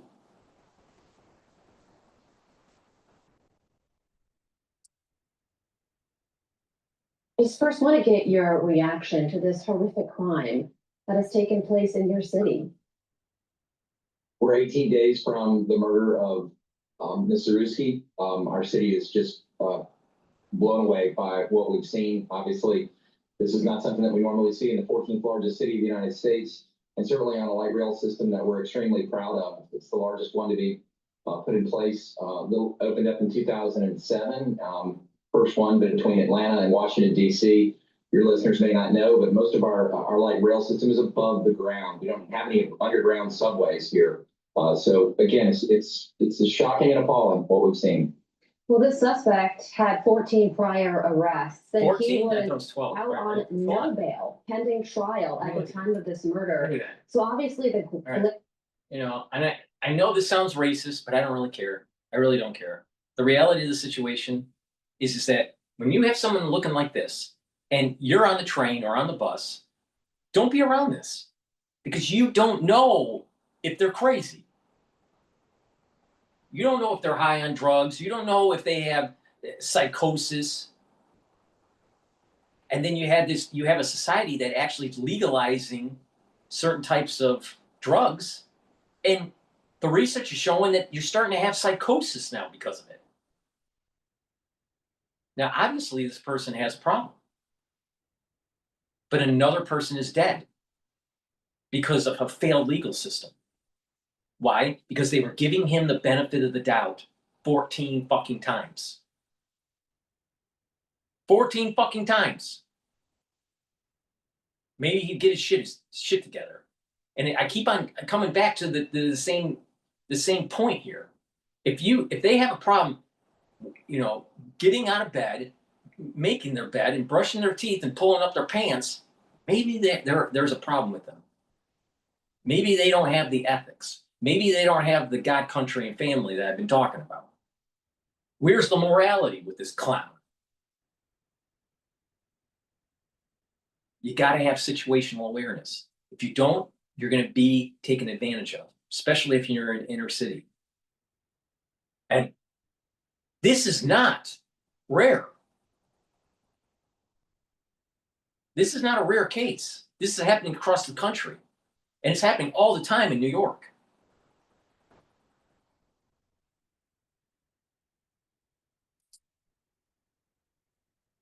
question here, council member, is why was he allowed out into this community to commit this crime in the first place? And that is a question that's not only coming from me, it's also coming from DeCarlos Brown Jr.'s own mother, who said he is schizophrenic and aggressive.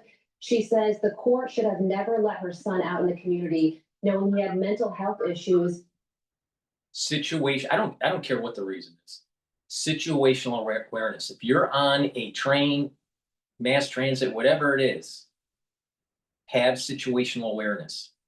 Either stay away from people like this and automatically assume that they're dangerous. I don't care if it's racism or not. It's called survival.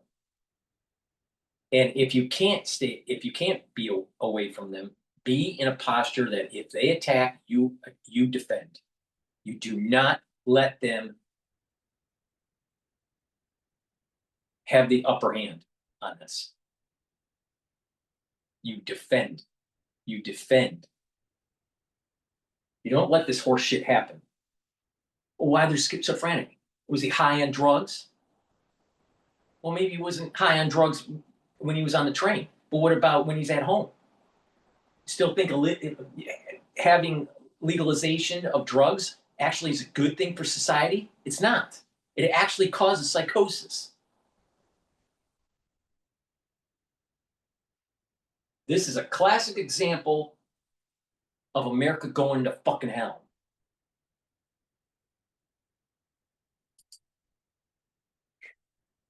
And previous arrests. Is this system of cashless bail something that you would like to see changed? Absolutely. This is a poster child example of someone who's clearly a harm to themselves and harm to others. Our police are doing an excellent job in arresting these types of individuals, but we have a court system that's overwhelmed. We have a North Carolina system that is de-institutionalized individuals that really. Why is it overwhelmed? Because you don't have God, country, and family. You have a bunch of people that don't follow the law. And you've legalized drugs.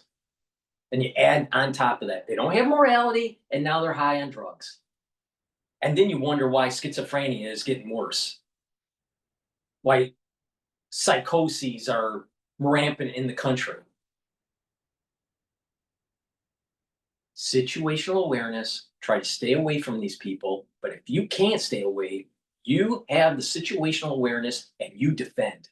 You do not let them attack. You defend. And don't let this horse shit happen in your community.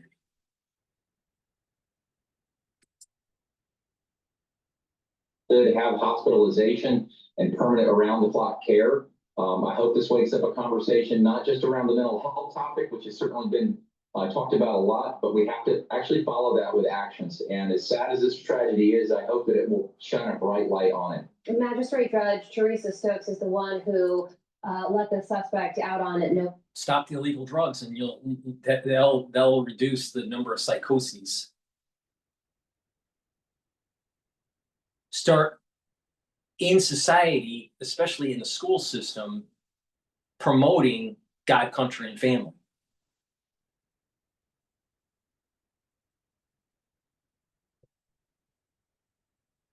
Defend and have situational awareness. I'm telling you. This is rampant in New York. Pending trial, and apparently there was a written note that he would appear in court, and that is what allowed him to be released. What do you think about that? And should she face consequences as a result of this decision? No one in that picture has situational awareness. They're all on their phone or sleeping. This woman's on the phone.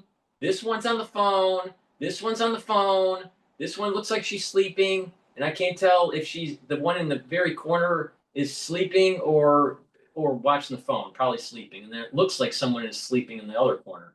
None of them have situational awareness. None of them. Any of them could have been attacked. But the thing is, it's hard to tell, but it looks like the only white one in this picture was the female that was killed.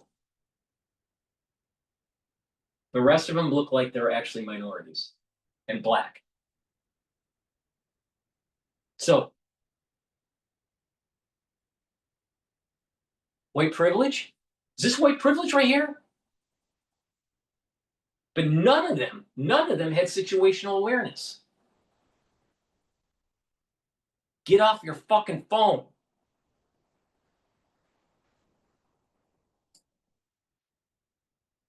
Also had some personal experience trying to get what's called an involuntary commitment of an individual that I was close with who was having similar type issues.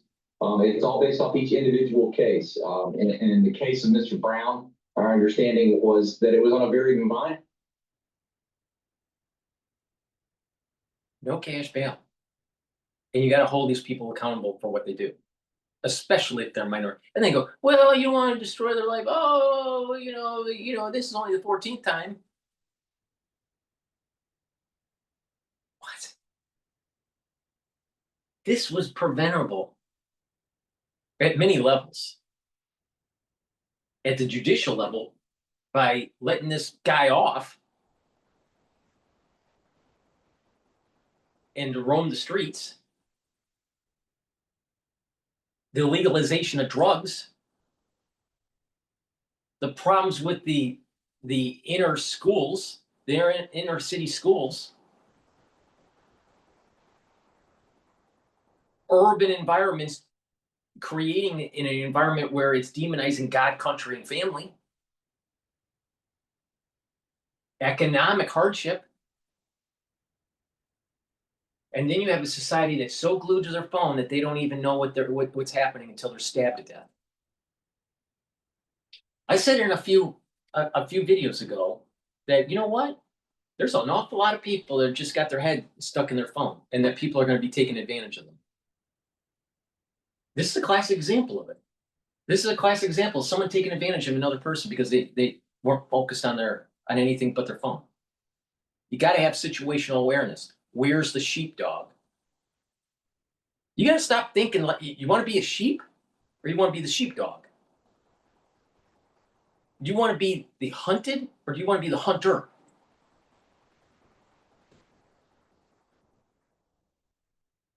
But you take this even further, there's so many, even in a peaceful society, if you just have a lot of people that are just stuck with their phone, their IQ levels are going down. So you're going to be able to take advantage of them, especially in the workforce. Because you'll be able to think faster and they can't. Because they have lower IQs.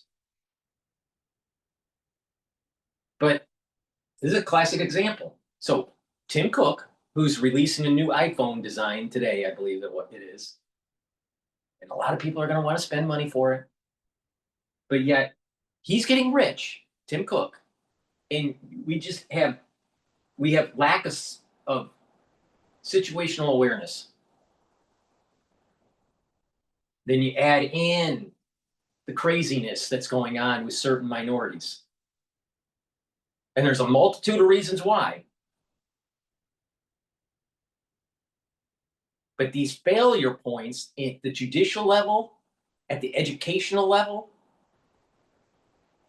are pernicious.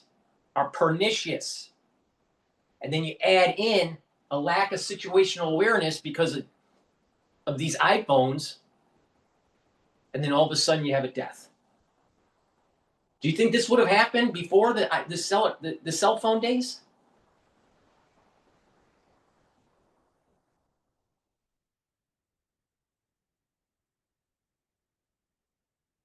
I'm telling you. Do not sit by people like this on the mass transit. They're dangerous. Infraction that they were trying to obviously get him to seek more help. So each one is situation by situation.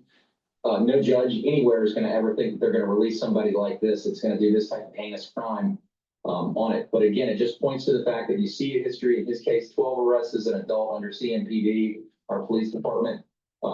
How do we stop this? There's clearly other individuals just like him. I traveled on the light rail system myself just 7 days after she was killed. And I travel on the mass transit in New York every day. Guess what? You see something like this all the time, where there's a potential. It's not stabbing all the time, but the point I'm making is that you have craziness happening on the train or the bus all the time. All the time. And you don't know if that person is dangerous or not, if they have a weapon or not.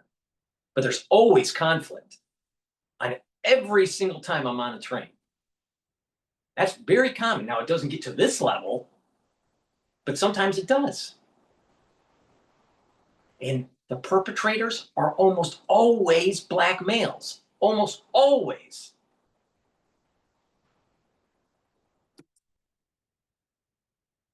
Rules traveling on our trains that have no business being there. Yeah, Two big things council member, a minor infraction at the time of his release, but he had 13 other sentences where he was actually sentenced to jail time. So I think one of the things that could happen is looking at the criminal history as a whole. And I also want to ask you about the mayor of Charlotte. Her initial response was that the suspect suffered a crisis, as if he was the one who suffered and as if this was an isolated incident. There's also a local reporter, council member. It's not an isolated incident. One, for him, and two, for the community that he represents. Black male. They don't have ethics. They have financial problems. They have drug abuse issues. They're not getting proper health care. And then you have a legal system that lets them walk around when they do something bad. It's a multitude of reasons why it happens. But the thing here is that this is white privilege. This is white privilege to get stabbed in the neck while you're looking at a TikTok video on the mass transit by a black male. That's white privilege? Really? Did he have a crisis? Obviously. But there's 100 of these crises happening in New York daily. Oh, we got to sit back and look at this in a very clinical way. No, the problem is that society is starting to devolve. And you got to push back. Situational awareness, and you got to defend yourself.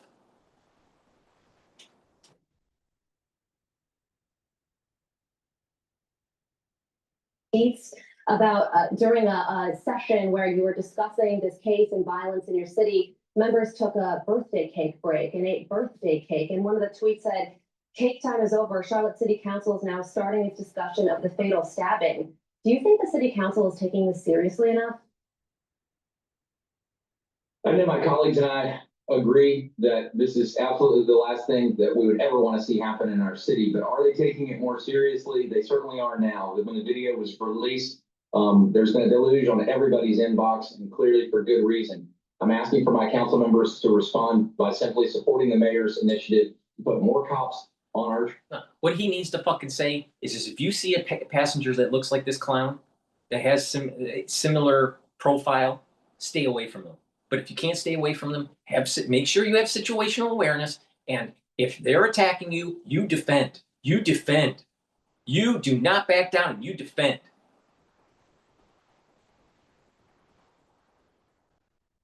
That's what he should be saying. And then secondly, to enforce the fares. Most of your listeners wouldn't know that on the system that we have that's above ground, it's an open platform system. So there's really largely not a lot of enforcement as to who's actually getting on the train. And it's not been something that we've been following through on a consistent basis. So the message is to most riders is that this is a free ride, and it's not. And if you don't pay, you won't ride. We got freeloaders also in the MTA in New York, constantly, jumping the turnstiles and not paying, which is a major problem for the MTA and being able to do maintenance. They have the money for the maintenance, but the reality of the situation is that this is happening in inner cities all the time,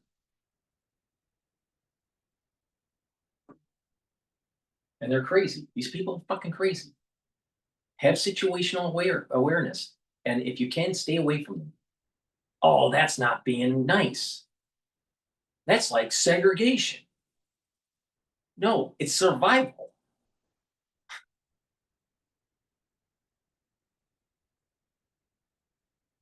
Not everybody is the same, especially when they're fucking crazy. And finally, council member, President Trump has made crime crackdown a priority. Would you like to see National Guard troops in your city if it means that something like this wouldn't happen again? Not at this time. Why not? Well, simply because crime actually in Charlotte statistically is down like it is around most of the country, but we do have a crime problem and it's been growing. This is this paper thin statistic that most CMPD is holding on to. And I just know, having been in this position before, that it's not something that you can take for granted. If someone doesn't feel safe in our city, statistics aren't going to help a victim like this. You have to be serious about what you can actually do about this type of crime. You pointed it out clearly through the court system where there's been a failure there, but also to help enforce the actual laws that are on the books. Well, there's a 44% decrease in violent crime in Washington, D.C. after the federal surge. So hearing that statistic doesn't change your mind? Well, again, each city's going to be in a different situation, but I think that Charlotte would not welcome the actual National Guard, and I don't know where actually you would put them. We're going to already have a response from our police department in response to this immediately, and that was brought out by our mayor last night. Well, a young woman who was seeking safety from the war in Ukraine came to the United States looking for a peaceful life, and look what happened to her. She's no longer with us, but hopefully some change will be made so this doesn't happen again. Charlotte City Council member Edwin B. Peacock III, thank you for joining us. I'm Steve Ducey. I'm Brian Kilmeade. And I'm Ainsley Earhart. And click here to subscribe to the Fox News YouTube page to catch our hottest interviews and most compelling. Let's play how they cover this news in Australia. Maybe you need to be like a kangaroo. You mess around with a kangaroo, they want a box. Maybe people need to start becoming kangaroos. You see someone that is dangerous on the mass transit, and they attack you, you turn into a kangaroo.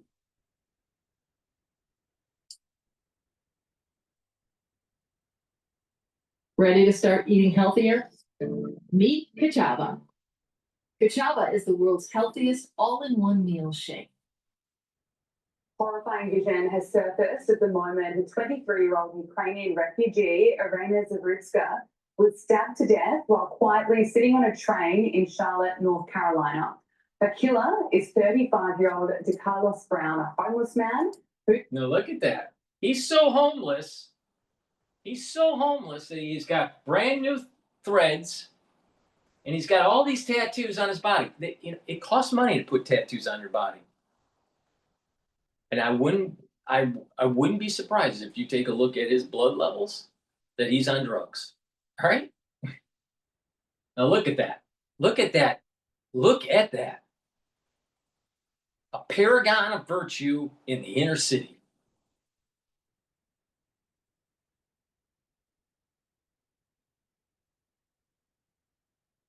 Unfortunately, that whole urban rap culture throughout the last 2 decades has created people like this. Liberalism created people like this. Become a conservative. Become educated. Become a person that wants to make the world a better place. Become a person that has God, country, and family in your ethos. Stop tattooing your body. Stop being on drugs. Stop looking like a shithead. Stop dressing like that you just got out of bed. Have some dignity. Increase your education and be around people that are like-minded instead of this urban dipshit.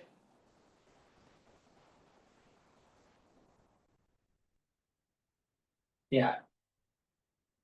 Those tattoos, they must have been birthmarks.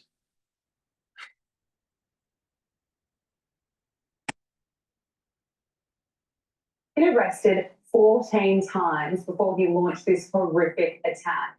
And how much coverage have you seen about this attack on the mainstream media?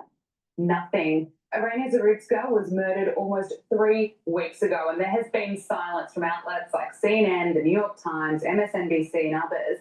It's only now that the leftist media, who brought you thousands of articles on George Floyd's death, has been called out, and they've been forced to cover this horrific murder. And here's the coverage. Axios writes... But don't you know that Black Lives Matter, but not whites? Black Lives Matter, but not whites. Whites have privilege. Blacks need more. Give them reparations. Give them DEI. Have them climb up the ladder without having the merit.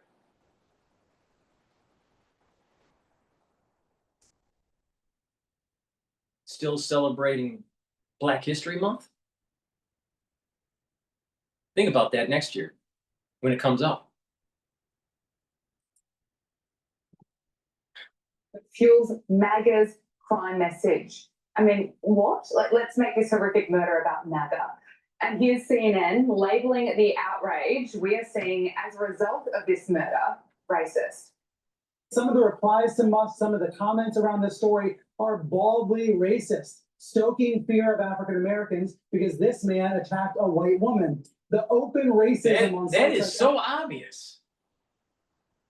The thing is he is black, and he did attack and kill a white woman. The problem is that she should have had situational awareness and got her head out of her ass and stopped looking at the iPhone. But the thing is this is not a one-off situation. You see it all the time in New York. this is not a one-off. Now, is it true that many of these people that are black that are doing these crimes on the mass transit are crazy? Yeah. Yeah. They are crazy. And this is the reason why you need situational awareness. If you profile them in a certain way for your own survival, you need to say, stay away from these people. And if you can't stay away, then you have to put up your guard and defend yourself. And if you want to call it profiling because of some sort of racial identity, so be it. So be it. I don't really care, because it's called survival. These people are killing people. These people are harming people. It's not a one-off. And the thing is that, think about that. There were, in that section of the train, including the perpetrator, 1, 2, 3, 4, 5, 6 people. 6 people. So there were 5 people that could have been potentially harmed. And he picked the white person.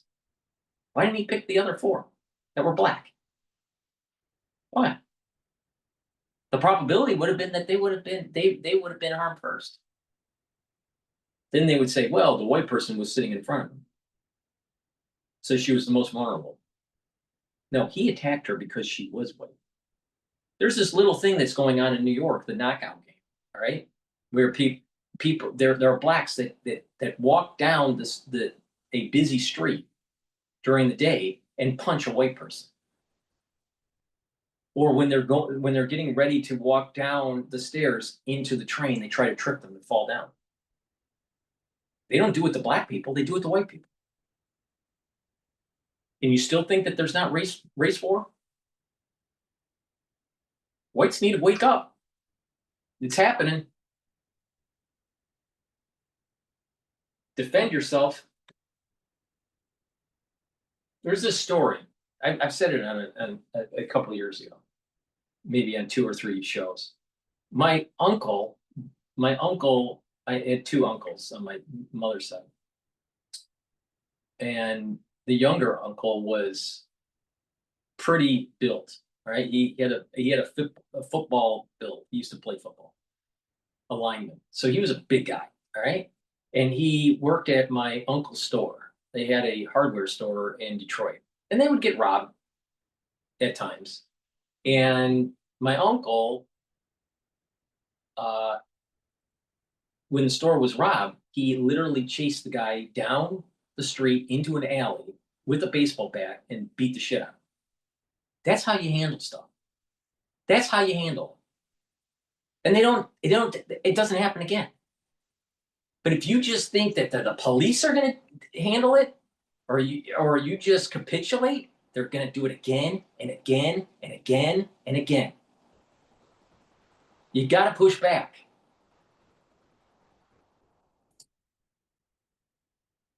Today, it's eye-popping, but there are also legitimate questions about this so-called career criminal.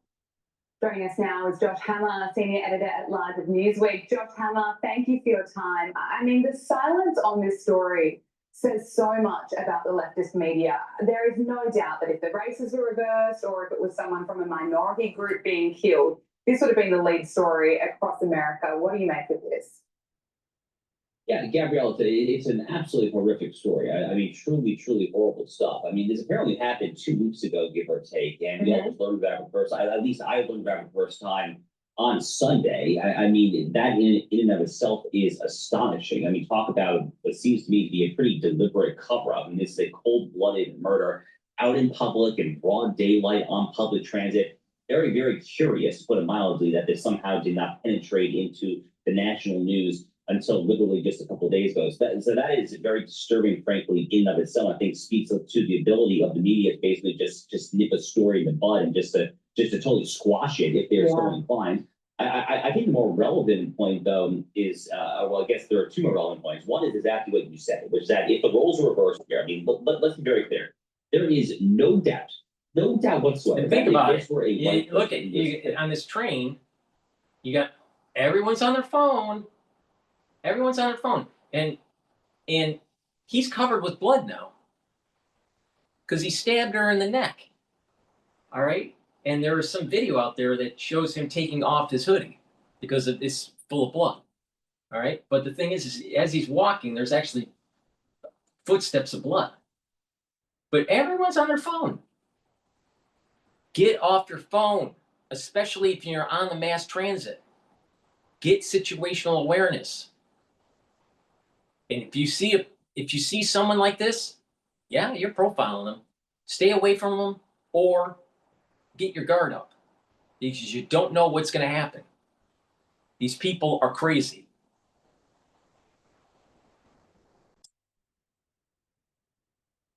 A black man or a black woman, even if this story would have gone literally a minute, I mean, not even an hour, like a minute without the national media just completely just making it into, oh, it's, it's Jim Crow all over again there. I'm not trying to downplay it. Obviously, anytime someone's murdered, it's a horrible, horrible story there. Of course. The point is that there is no chance whatsoever, zero negative chance that this story would have lasted 2 whole weeks if the roles were reversed. That says a lot about the media's priorities. I think the other thing to note here is what Brian Stelter of CNN there in the clip that we just saw was talking about, which is immediately they try to politicize this. Immediately they say that, oh my God, it's MAGA Republicans that are overreacting here. No, how about the fact that crime is actually a really, really unpopular thing that Americans really want safe neighborhoods, that they want to be able to get on the It's not just it's unpopular.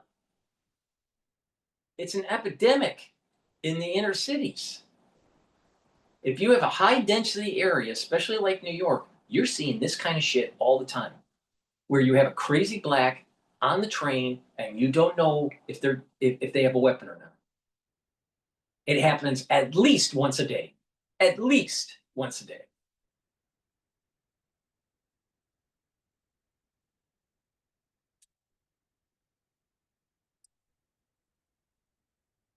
Church, walk the supermarket, and not be afraid of someone, whether it's a legal alien or just a homeless person who's been in and out of jail a dozen times with convictions there. They want to know that they can just walk the streets safely. It's really not too much to ask for. And this is one of so many issues, Gabriella, where Donald Trump, I think, has his finger on the pulse of what the American people want. Unfortunately for the corporate media, they are continuing to tilt at windmills. They are wildly unpopular, and stories like this only underscore their drastic unpopularity.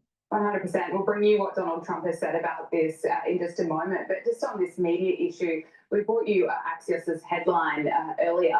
But this is what they wrote on X. The gruesome video of the fatal knife attack on Irina Zuritsky on a light rail car in Charlotte is drawing attention from MAGA influencers seeking to elevate the issue of violent urban crime and accuse the mainstream media of undercovering shocking cases. Well, it's just unbelievable. And to your point, that it's crazy just how much the media did not cover this. But this is what the president has had to say. He addressed it on X saying, I've seen the horrific video of a beautiful young Ukrainian refugee who came to America to escape the vicious war in Ukraine and was innocently riding the metro in Charlotte, North Carolina, where she was brutally ambushed by a mentally deranged. Think about this. This woman was in a situation in the United States taking public transit, and it was more dangerous than the war-torn Ukraine.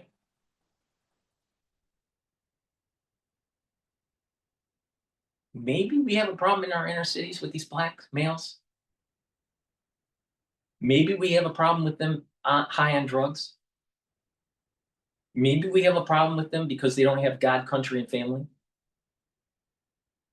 Maybe we have a problem because we have a public school system that's failing.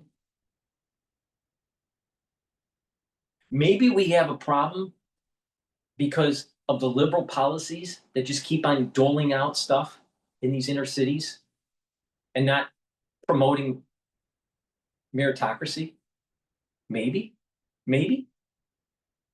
Literally, an inner city in the United States is more dangerous than a battlefield in Ukraine.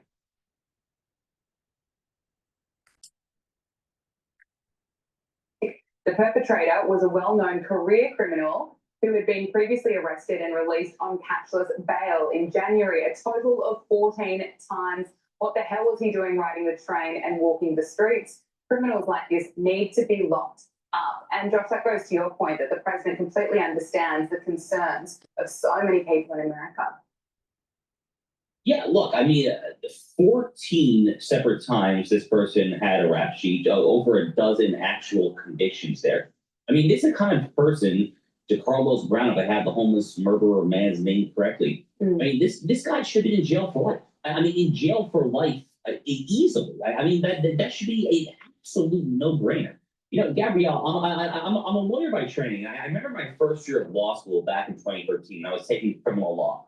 This is kind of the beginning of kind of the last kind of foray into so-called criminal justice reform. And even back then, there's a lot of chatter among my more liberal classmates about how, you know, incarceration and prisons and locking you up, you know, how all of it is just racist. It's kind of like it is an old kind of symbol of a white patriarchal colonialist imperialist society there, and how the ultimate goal is basically to defund the prisons. And then, you know, if some people are going to commit some violent crimes, you know, essentially let the chips fall where they may. Well, you know, this is letting the chips fall where they may. But most American people have not lost their minds. Most American people stand where Donald Trump stands, that they want basic safety. And, you know, the media, you know, that Axios headline that we saw there, they're saying that, oh, Republicans are talking about urban crime for a very good reason. Urban crime is a really, really big issue. You know, just a few years ago, Gabrielle, you know, my now wife, when we started dating, went to law school in Chicago, and I was going back for an alumni weekend. I took my wife with her there. You know, her purse was stolen in broad daylight by a homeless man inside of a sports bar. I don't understand. I don't understand this. He's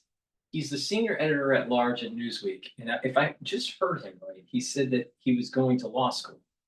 So, at the time of this story that he's saying, well, wait a minute, and he's in. This is not Australia. This is in Fort Lauderdale, Florida. He's in the United States. This is another example. We got too many lawyers, and they don't even practice law. Now, I agree with him what he's saying, but there are way too many lawyers out there that are just talking heads now on a podcast or on a news network or an editor of a magazine.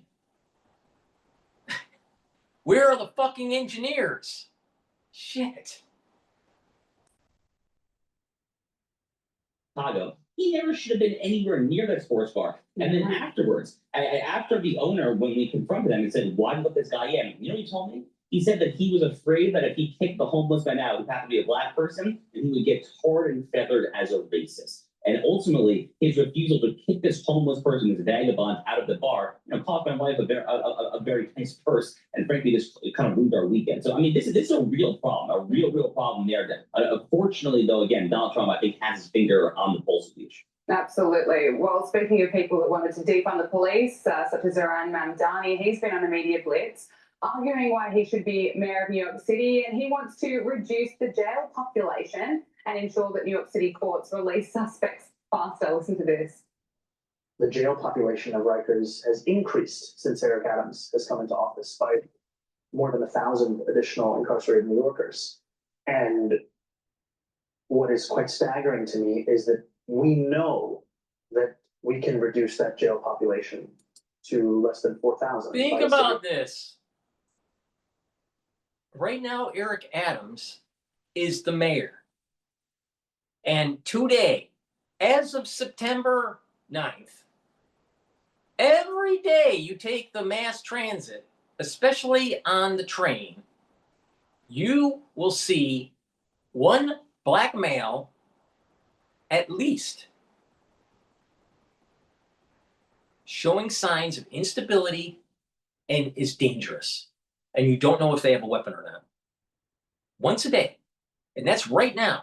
That means 365 days. For you, every day when you're on the train, you'll see at least one incident like this. No matter what train you're taking. The F, the 1, 2, 3, A, B, C, doesn't matter. The E, the M, doesn't fucking matter. It doesn't even matter the borough, because it's in all 5 boroughs. Happens all the time, every day. And that's right now. You get this socialistic clown as mayor, and he's going to make it even worse.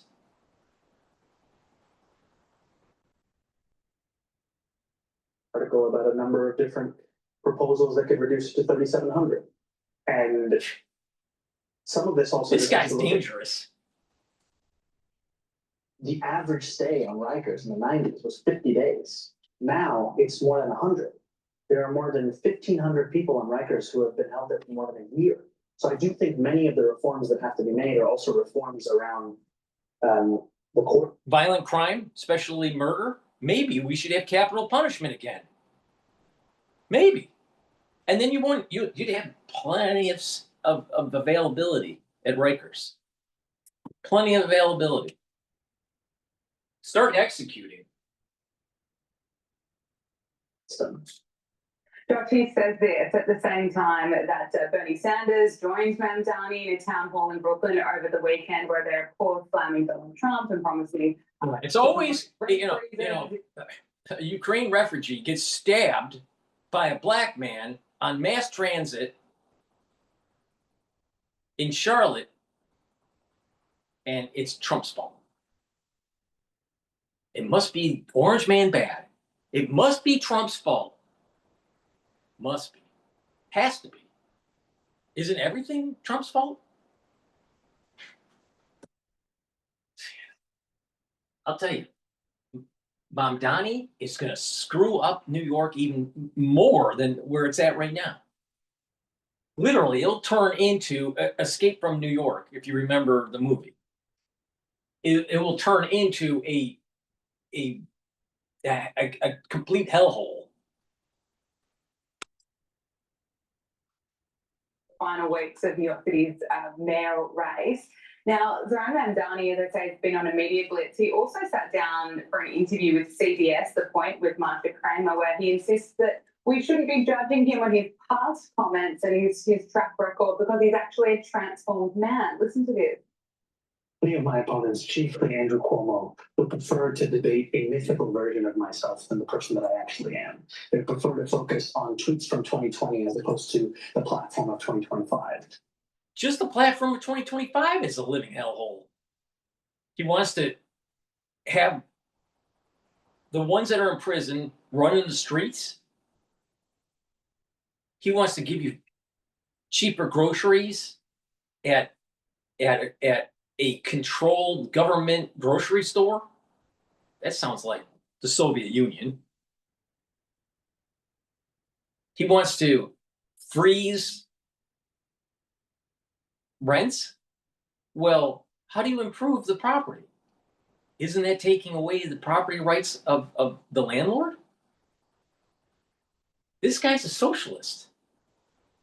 He's a socialist. But the young that are stupid, the young that aren't experienced, will vote for him. They're going to vote for him. And there's a high probability that he's going to win because you got Adams on the ticket, you got Silvio on the ticket, and you have Cuomo. And it's going to be a split ticket, and he's going to get in, and he'll be the accidental mayor. The accidental mayor that was brought in because there wasn't a consolidation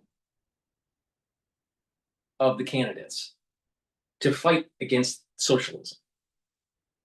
Because egoism is more important than fighting socialism, according to Cuomo, Adams, and Silvio. But egoism is more important. None of them can win against him when there's a split ticket. Cuomo maybe could win if one of the others drops out. So he's going to be the accidental candidate to running as mayor, just like we had the accidental president called Bill Clinton because of Ross Perot.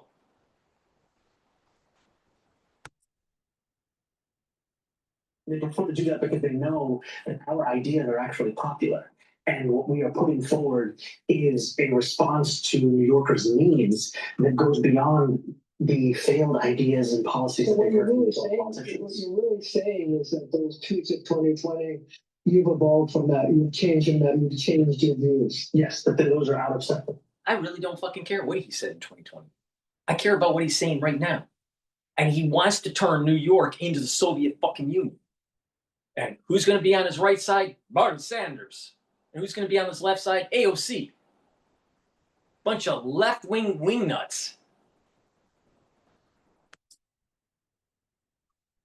Campaign that we are running, and it's been clear Out of throughout. step with how you feel. Yes, So you totally changed your mind. yes. Oh, Josh, I'm lost for words. What do you make of this? I mean, does anyone in the world, Gabriella, believe this guy? I mean, does literally anyone believe that he has changed a single one of his most radical beliefs? I mean, Gabrielle, this is a guy who was accusing Israel of genocide after October 7th, literally before the IDF tanks started rolling into Gaza to go to war against Hamas. You know, while the blood was still drying from the single largest massacre. What he said in 2020, I disagree with. But that's not the issue. It's what he's saying in 2025 that's the issue. He is a communist. You can't let the heartbeat of America,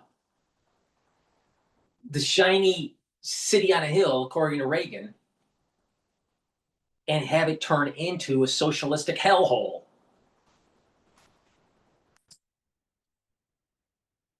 World War II, he was accusing Israel of genocide.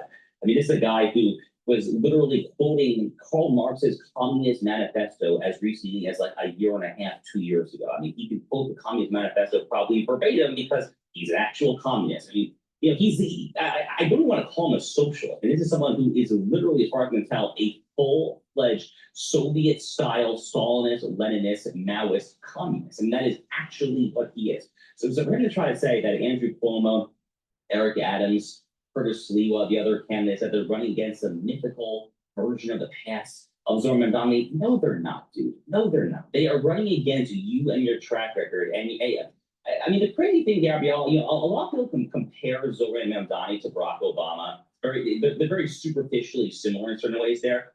You know, frankly, Zoran Mamdani makes Barack Obama look like a positive moderate, which says everything about where the Democratic Party has gone. Because back in 2008, when Obama upset Hillary Clinton in the presidential primary that year, he was the left-wing insurgent. Hillary was the establishment. But now Zoran Mamdani to Barack Obama, I mean, Barack Obama looks positively centrist compared to this group. Wow, you know, doesn't it say a lot? Let's just quickly stay on the Democrats and looking at 2028. Maryland's Democratic Governor Wes Moore has ruled out a run for president in 2028, and he made these comments during an interview on NBC News Meet the Press. You have not announced you're running for re-election. If you do you commit to serve a full term? Yes, I'll be serving a full term. I'm excited about re-election. I'm excited about what I'm going to be able to do for the people of America. All right, please go to my store, the-studio-reykjavik.com, and get the Gladiator Barley. You know why? Because you're going to need to build muscle. Because all these inner cities are going to turn into socialistic hellholes, and you got to be worried about if you're going to get stabbed in the neck by crazy passengers. So build some muscle. Get the Gladiator Barley. Do some resistance training. Build that muscle. Bring down inflammation. It'll help you to recover after your workout. It'll soak up free radicals through superoxide dismutase, and it'll detoxify your body. So you don't have endocrine or immune system disruptions. Also, get the Boomer Boost. Boomer Boost has 68 nutrients. It's a very complex protein, not protein, but powder. And it has the ingredients that you need to actually target multiple systems like your heart and your vascular system, your brain function, your musculature, your energy levels, and your metabolism. And when you're targeting those things, you're actually going to notice that in a very short amount of time, like within 72 hours, that you're going to have lots of energy, you're going to have more vitality, and then you taking this every day, you're going to start noticing the long-term effects of that anti-aging capability, and that your body is healing, and that you're actually noticing that you're looking younger. You're aging slower. You're soaking up free radicals. You're bringing down inflammation. You're helping your brain function. You're helping your musculature. So take the Boomer Boost, and you can stack it with, you can take it by itself, but you get the max benefit if you take the Boomer Boost with the Gladiator Barley and do the resistance training. Or if you don't want to build muscle, take the Boomer Boost and take the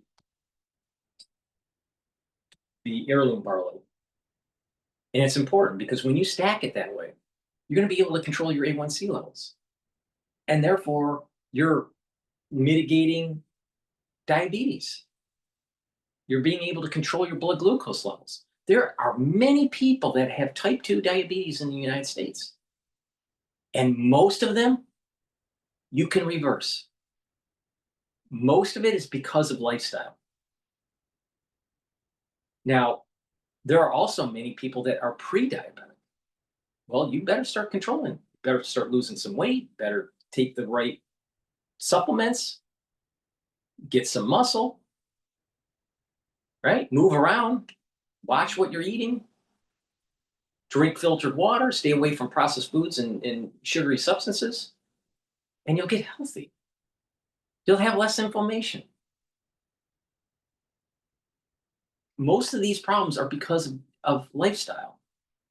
So please go to my store, the-studio-reykjavik.com, and get the Boomer Boost.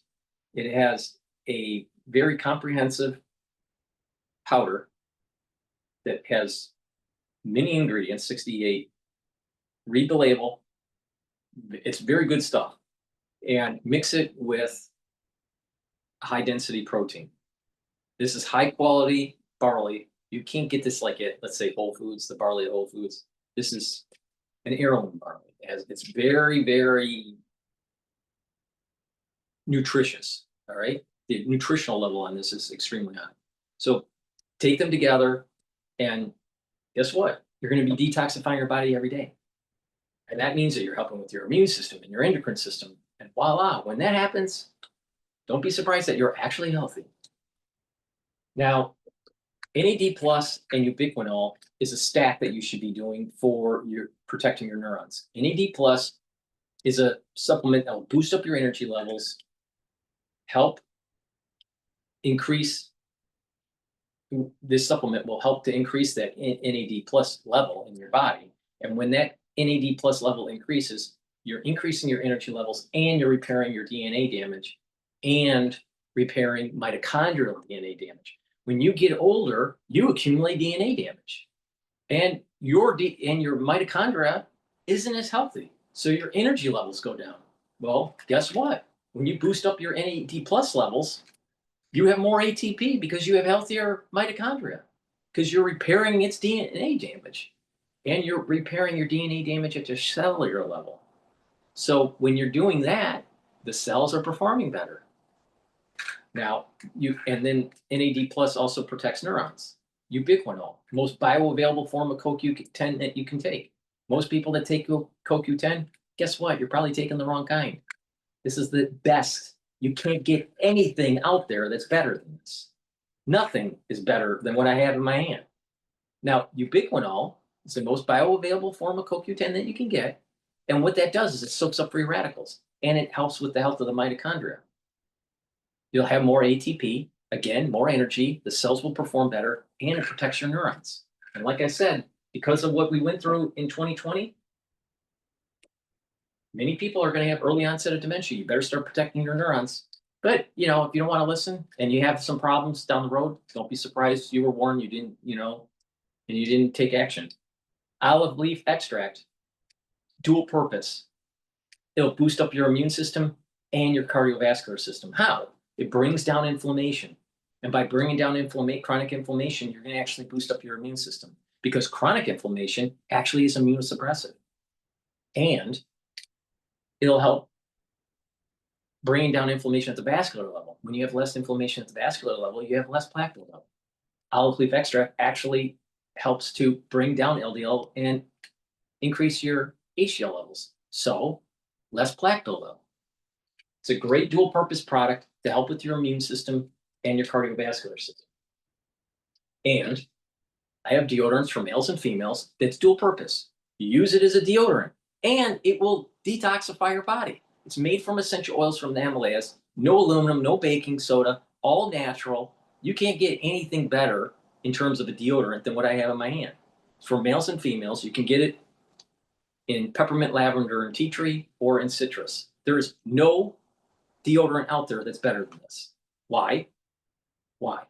Because they It's a deodorant that actually helps to detoxify your body. And it's made from essential oils from the Himalayas. And I'm pretty sure that your deodorant is not. Please go to my store, the-studio-reykjavik.com.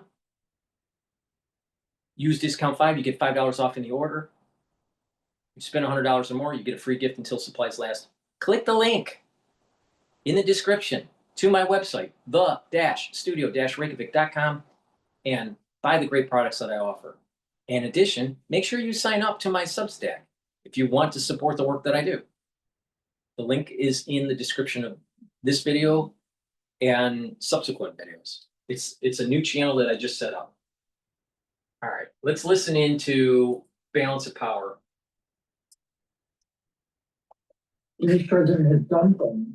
I worked for every administration from Jimmy Carter to Bush 43. I worked and voted for Republicans and Democrats. This president has done things that no other president has done before without Israeli consent. Opened up a direct dialogue with Hamas in March, cut a deal with the Houthis, about which the Israelis learned after the fact, and opened negotiations with Iran and announced it in the presence of an Israeli prime minister. No, Donald Trump, because of his transactional me first nature, in essence does have leverage. It's just like the Biden administration. He has chosen not to impose a single cost or consequence on the Netanyahu government that normal humans would regard as significant or serious pressure. And it's hard for me to believe that the Israelis would undertake this without at least a blinking yellow light, if not a green one, from the Trump administration. But we'll see, given the... You want to hear a truth bomb? You really want to hear you want to be red-pilled or black-pilled or whatever the term is? Let me tell you this. What are the lessons learned from that stabbing on the mass transit with the black stabbing the white girl? What is the lesson learned? Maybe you need to start protecting yourself. Maybe you need to start profiling people so you don't fall victim. It's a survival mechanism. Now, how is that any different than what's going on in the Middle East? Between this radical terrorism that's going on with Hamas, Hezbollah, and Iran against Israel. So let me, make it really simple for the audience. The predator, the black man on the mass transit stabbing the white girl is Hamas, Hezbollah, and Iran in the context of the Middle East conflict. It's the predator. Now, do you think that the international community keeps on saying, oh, Israel, just back off, just kick the can down the road, just force a two-state solution. All right, now let's look at the domestic issues that we have with the black community. They have a lot of crime. It's crime-ridden. You have a judicial system that's letting them out early to do further crime. But we're told by society that that's okay because, there was slavery 150 years ago. It's okay because there's white privilege. So what it is there's a demonization. It's dividing society between the oppressors and the oppressed, instead of just looking at it in a meritocracy point of view. It's the same problem. It's the same problem. So if you let the liberals that run the inner city run the Middle East, don't be surprised that what you have is the same problems in the Middle East. You have liberals that are pushing a certain agenda where it's demonizing actually productive parts of society and trying to make them feel as though they are an oppressor. And they're trying to elevate individuals and call them, you're oppressed. and that you need, further social benefits to equalize the situation. But does it make the society any better? Doesn't look like it.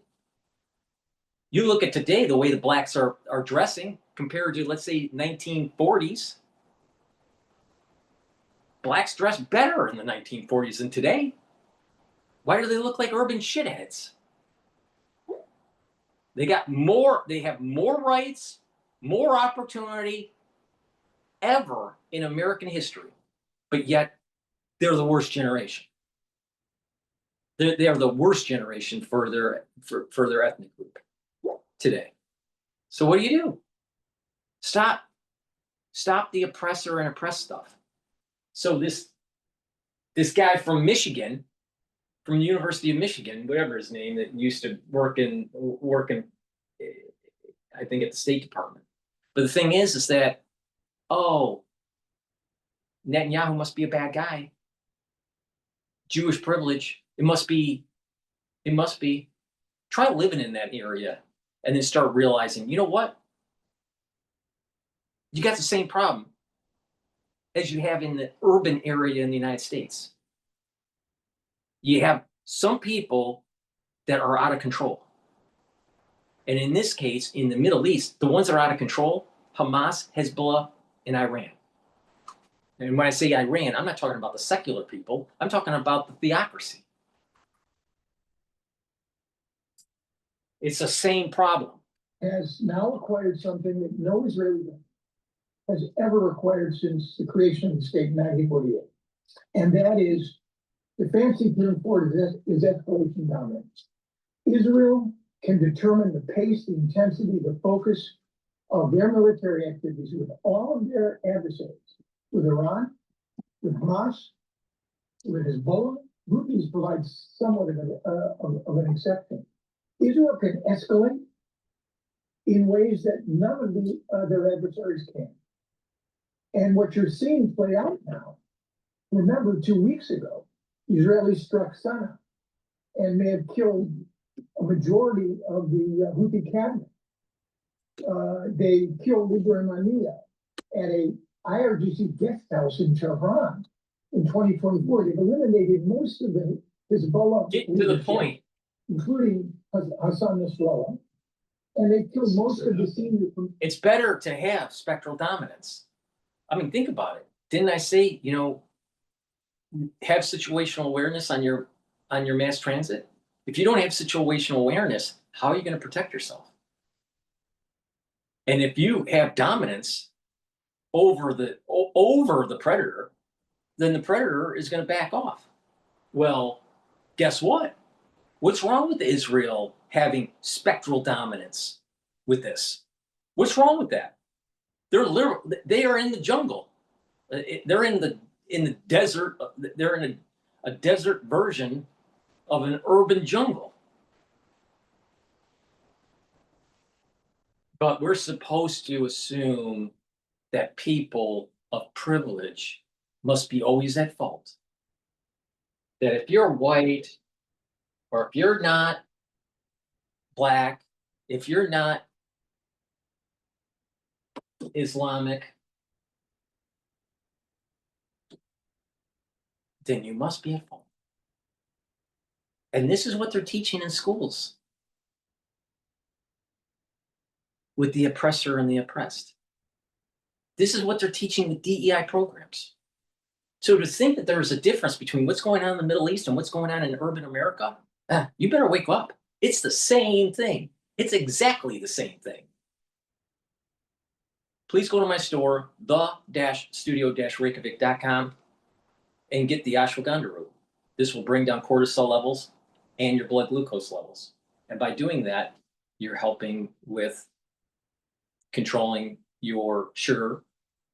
You're bringing down stress. If you have chronic levels of cortisol, it's immunosuppressive. So you're boosting up your immune system. You're helping your cardiovascular system because you're reducing the stress at the vascular level. Lignans brings down inflammation. It helps with your immune system and your endocrine system. It soaks up free radicals. Super important for the immune system and your cardiovascular health. in turmeric. The turmeric is going to soak up free radicals and bring down inflammation, bring down those pro-inflammatory cytokines. So it's helping with the vascular system and your immune system. You're going to need these for the fall and the winter. Trust me. Trust me. Something's coming. And you're going to need these to bring down inflammation. You're going to have to bring down those cytokines. And you need to boost up your immune system. Because in the fall and the winter, you might have something that happens that actually dysregulates CD4. So maybe you should be paying attention. Please go to my store, the-studio-reykjavik.com, get the turmeric, get the lignans, and get the ashwagandha root. Stack them together. You do this every day, it's going to improve your immune system and your cardiovascular system. And it's bringing down inflammation. And when you're bringing down inflammation, you're going to be slowing down the aging process. But this will also help you in the fall and the winter. Listen, wake up. Wake up. Write this down. The fall and the winter. Turmeric, lignans, and ashwagandha. Wake up.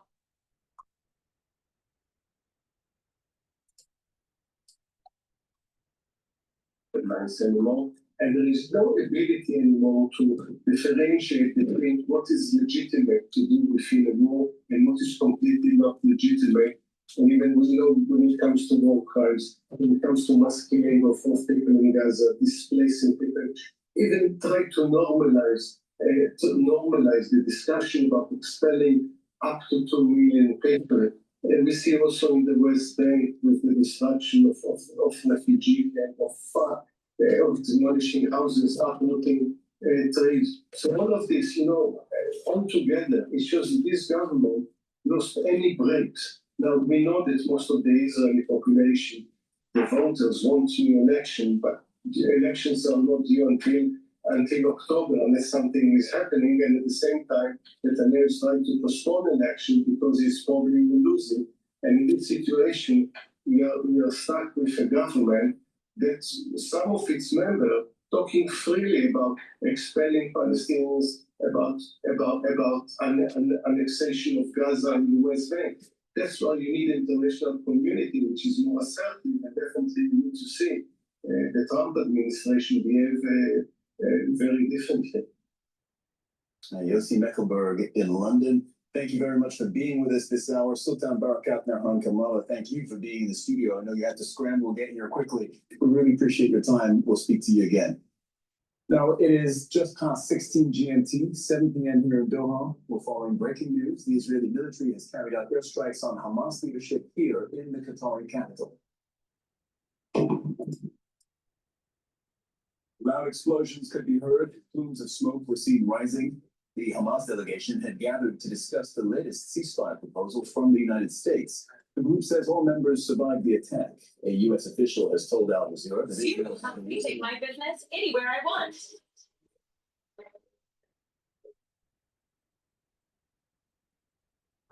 Tell me this. What is greatness made of? Is it in your drive? Power you possess? A new warning sign on the economy. Just moments ago, the government delivered a major update on the labor market. It shows jobs growth is weaker, much weaker than previously reported. There were actually 911,000 fewer jobs created in the 12-month period through March of this year. So that makes it the largest preliminary revision on record. CNN business and politics correspondent Vanessa Yurkevich is in New York. I mean, Vanessa, as I just pointed out, this is huge, the largest revision on record. Walk us through what you're learning. Well, this just signals in that time period from April of 2024 through March of 2025, the jobs market was a lot weaker than initially reported by the Bureau of Labor Statistics. Now, the tariffs were not implemented. This is data pre-tariff. This is data that's the after effect of Biden. Oh, does it seem like maybe BLS actually cooked the books for the Biden administration? Telling you how great the economy was?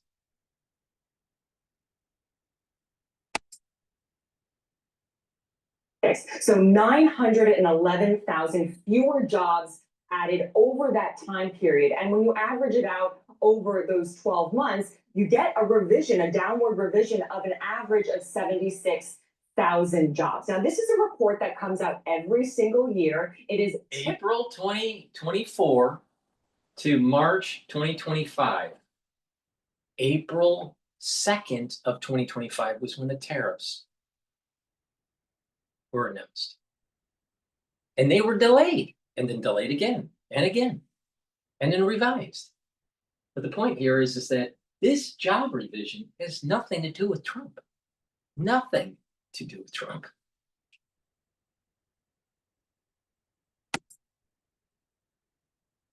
It is a typical report. What is a little bit atypical about this report, it is much higher than what we've seen in previous revisions. So the average number. So Biden cheats with the election and then cheats with the job numbers. Now, what party was Biden on?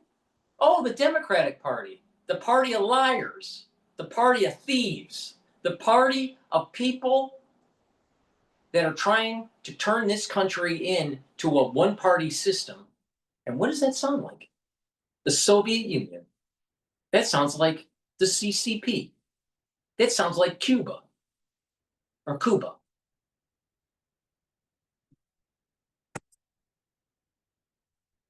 Jobs revised down is a lot greater. Now, it's important to note that this time period that we're looking at, most of these months were under the Biden administration. Just 3 months of this report was under the Trump administration. But in terms of what it's telling us about the economy, it's pointing to key sectors that are seeing downwards revisions in the number of jobs added. Sectors like trade, transportation, utilities, down about 226,000 jobs. And then you have leisure and hospitality and professional business services, also with triple digit losses in terms of jobs that we thought were there, but are not there.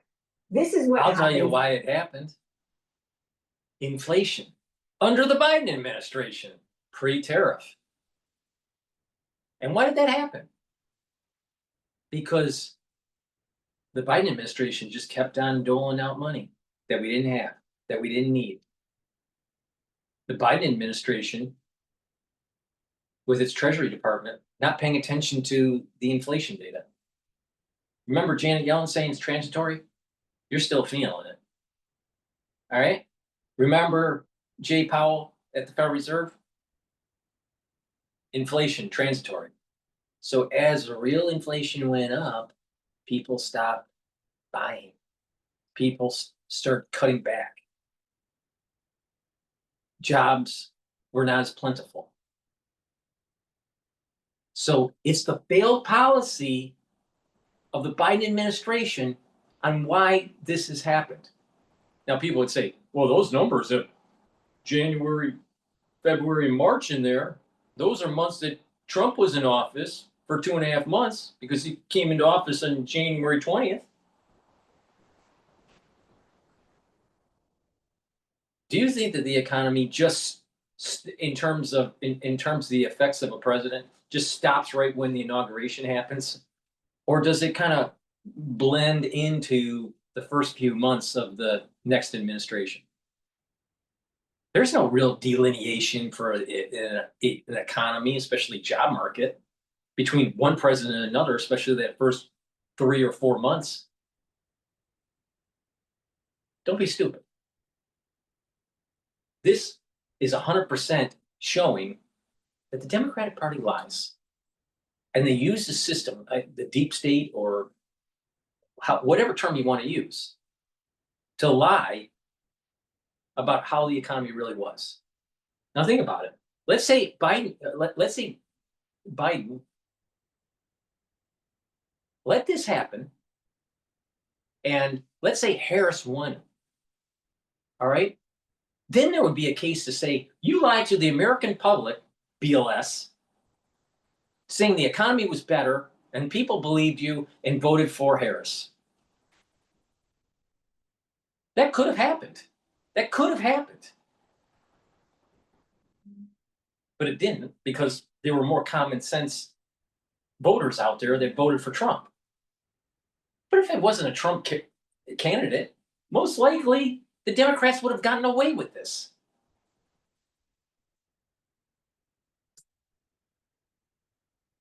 These reports. There's a couple reasons why we might be seeing these downward revisions. The first is that this is an estimate initially, and there was weaker than inferred job creation at new companies. So companies thinking they were adding more jobs that they didn't end up adding. Sampling errors from responses from businesses. You get these initial responses from businesses, but then this larger one-year report looks at quarterly tax filings, which are a lot more specific.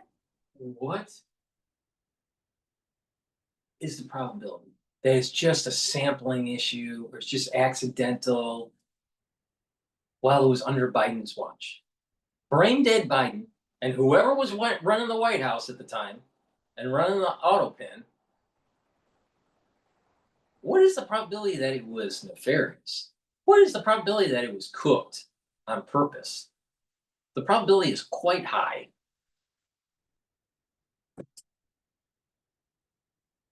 And also in this preliminary benchmark report, you're not going to see the accounting for undocumented immigrants because they are not included in those quarterly tax filings. So taking away from this, Pamela, a weaker year than what was previously reported. However, typical in terms of these reports that we get. The concern from economists, Pamela, is that President Trump was really upset with revisions in the July jobs report. And what is the thought process here about these revisions and whether or not he believes or the administration believes that this is accurate? But significant downward revisions for that 12-month period, 911,000 jobs fewer than we expected, a record, Pamela. Yeah, so let's just put this into context for our viewers because it's a lot to keep up with. I want to take a step back. So you have nearly 1 million jobs with this revision downward, right? There is an acting commissioner right now with BLS who is a career civil servant. Back in July, President Trump fired the BLS commissioner, saying without evidence that she manipulated the data, when at that time she had revised it down to 250,000 jobs. If you would, put this in perspective, how this fits into the labor market data that we got on Friday and what this means.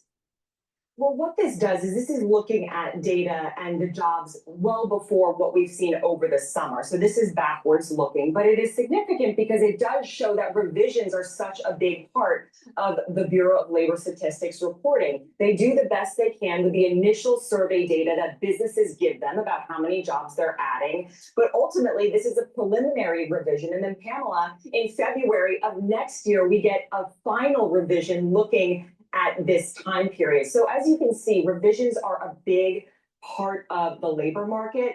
The concern is from some economists and from the administration is, does it really paint an accurate picture in the beginning if it's changing so much over time? There's a lot of reasons why these numbers start to change over the course of a year. The BLS gets more data, they get more information that better paints the picture. But President Trump was upset about the July jobs report, which showed a weaker jobs market, and he was upset about the revisions. But as you can see, revisions are a part of this whole process. It just takes some time before we can try to settle on the exact number of jobs added each month and jobs added on an annual basis, Pamela. All right, Vanessa Caters, thanks so much. Well, and we'll see if President Trump decides to do now to the Bureau of Labor Statistics what he did in July. He fired the director, the commissioner. At that time, he didn't like the numbers, and these numbers are even worse. and this is an acting commissioner that's in place now, career. Isn't it ironic that CNN is talking about revisionist numbers and how it's going to be, that Trump is going to be trying to affect on how it's being published? Meanwhile, what about those fake reports that took place during Desert Storm? Remember, you had that CNN reporter in Israel talking about these bombs that were coming over from Saddam Hussein, and they faked it all in a studio. Remember that? All right. Please go to my store, the-studio-reykjavik.com, and get the zeolite. Zeolite will remove heavy metals, toxins, and chemicals. It'll allow you to urinate them out within 6 to 8 hours. Take it every day. Take 3 small drops underneath your tongue and drink filtered water. If you want a heavier detox, take 10 small drops underneath your tongue, drink the filtered water, and do that every day until the bottle's done. Do that once or twice a year. But I think taking 3 small drops every day and do that throughout the year is a better way to do it. Breaking news that Apple is about to unveil its new lineup of iPhones and watches. All right. Heirloom barley. Heirloom barley will detoxify your body, bring down inflammation, and soak up free radicals with superoxide dismutase. This is a powder. It's a high density protein, very nutritious. Now, take it every day, mix it with soft foods, filtered water, a smoothie, or even with milk, but take it every day. And the benefit here is you're detoxifying your body, bringing down that inflammation, you're soaking up free radicals. And again, when you bring down inflammation, you're helping your brain function, you're helping your vascular system, you're helping your immune system, you're helping your endocrine system, you're helping with joint health, and you're recovering quicker after a workout. So this is a great detox stack, the zeolite and the barley. So please go to my store, the-studio-reykjavik.com. Use discount 5, you get $5 off any order. If you spend $100 or more, you get a free gift until supplies last.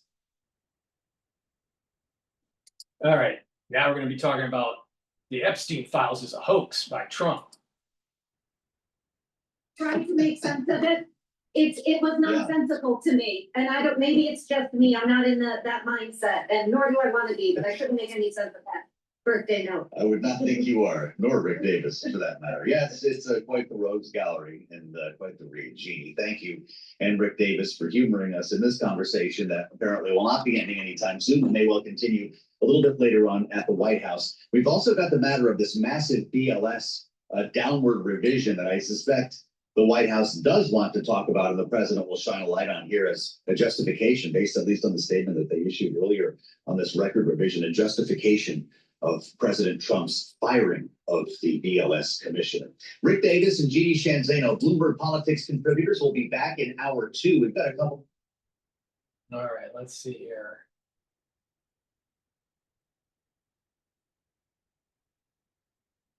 This is MSNBC, so let's listen in on MSNBC about the Israeli strike. Joining me now, NBC's Danielle Hamamjian reporting from London. NBC's Darren Hake at the White House. Mark Polymeropoulos is a former CIA chief of operations in Europe and Eurasia, non-resident senior fellow at the Atlantic Council, and MSNBC national security and intelligence analyst. Here in studio with me, the host of MSNBC's The Weekend Prime Time, Ayman Mohyeldin. So Danielle, what is the latest we know about this strike? But as you said just moments ago, we are still waiting for official confirmation on the status of those Hamas officials who were targeted today. Did they survive? Are they dead? We still don't know. So we are awaiting for official confirmation there. We've seen Israeli military action all over the Middle East during the past 2 years, but now this includes the Gulf state of Qatar. And this is not another Iran scenario. Qatar is home to the largest U.S. military base in the Middle East. And as you just mentioned, it's also— These are Hamas leaders. What's wrong with killing them? What is wrong with killing the Hamas leaders?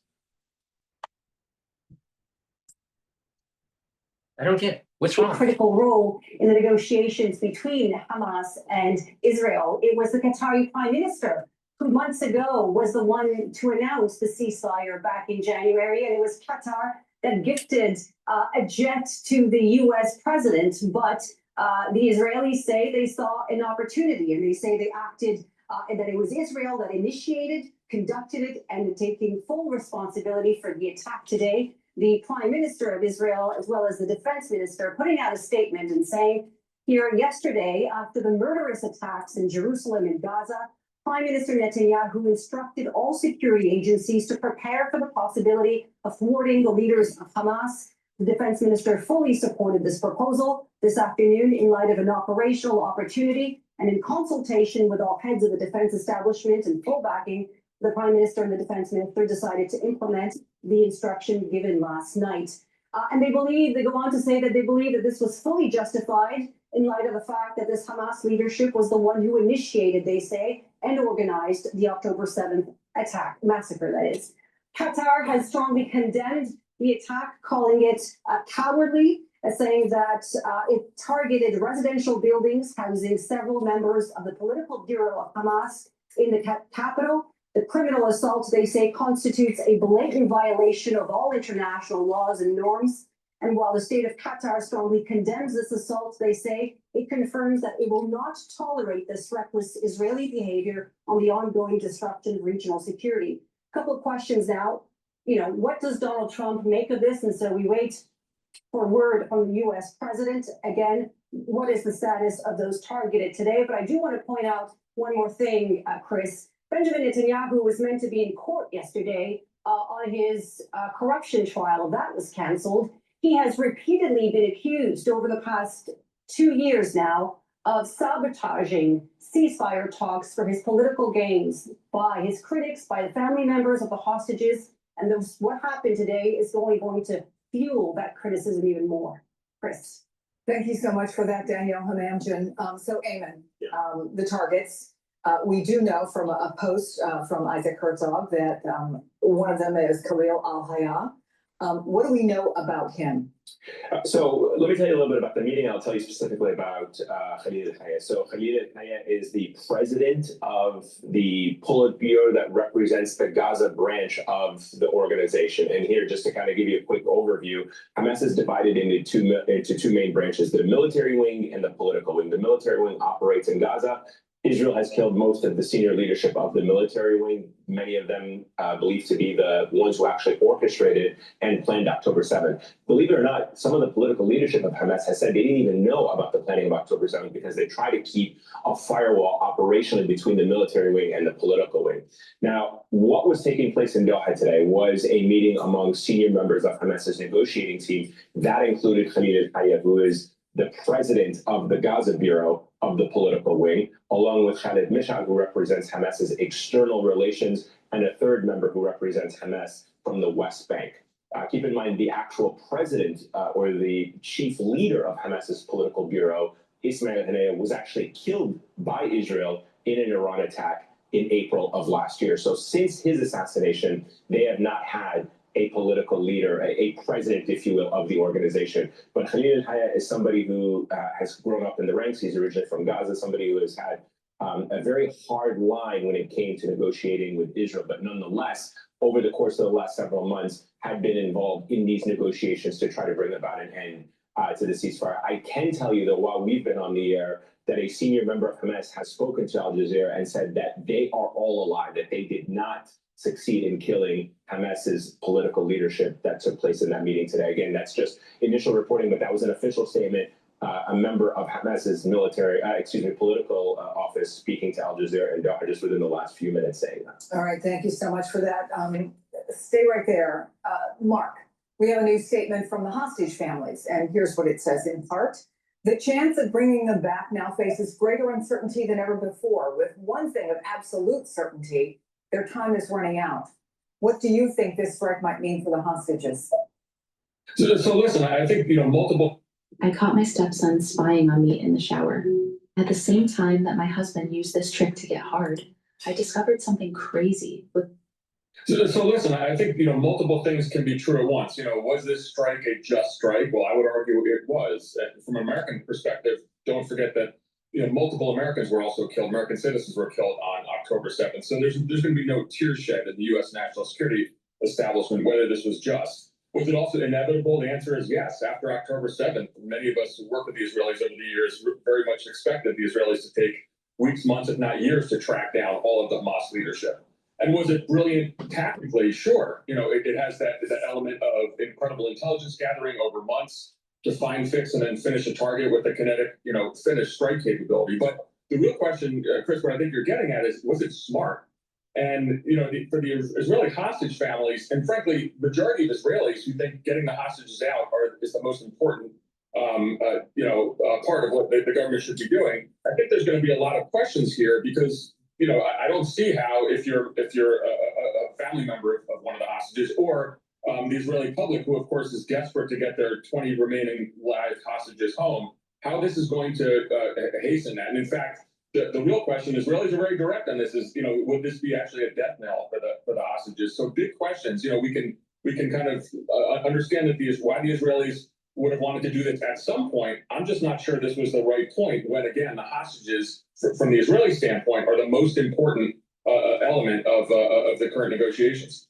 So Garrett, Qatar officials have said they originally agreed to host the office for Hamas at the request of the U.S. Does this attack complicate the relationship? Does it complicate the negotiations? Is there any official reaction yet out of the White House?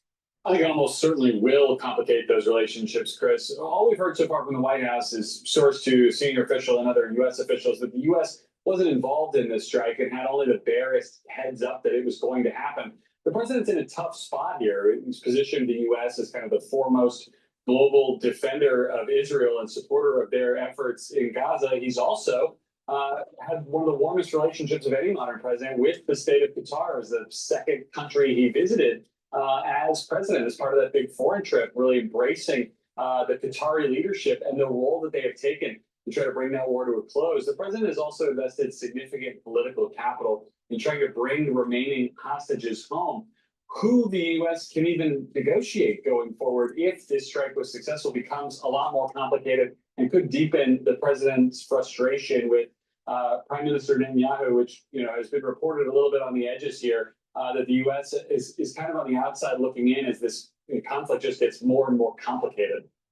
So Mark, the spokesperson, well, thank you for that, Garrett. The spokesperson for Qatar's foreign ministry says security forces, civil defense, and relevant authorities immediately began addressing the incident and taking necessary measures to contain its repercussions and ensure the safety of the residents and surrounding areas. What does that mean? What does that look like?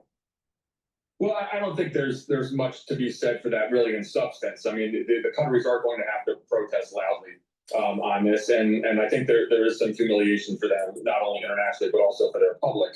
But I expect this is just a one-off from the Israelis. Look, but there are also other concerns. You know, there's a significant, of course, U.S. presence there, the U.S. embassy, a major U.S. air base. And so I think the Qataris and other Arab states will be very cognizant of potential repercussions if Hamas were to take action for this. The Qataris, I think, will get over this. They're going to be very upset about it. You're going to see a lot of condemnation. But again, it goes back to the fact is the Qataris were playing a role in the negotiations. They have decided to suspend their efforts, and as just was noted, I don't know who anyone actually negotiates with now if the Hamas team was taken out. Once again, the Gaza war is not over and the hostages remain. So we're kind of in a period in which there actually is no forward movement in any way on ending this war at this point.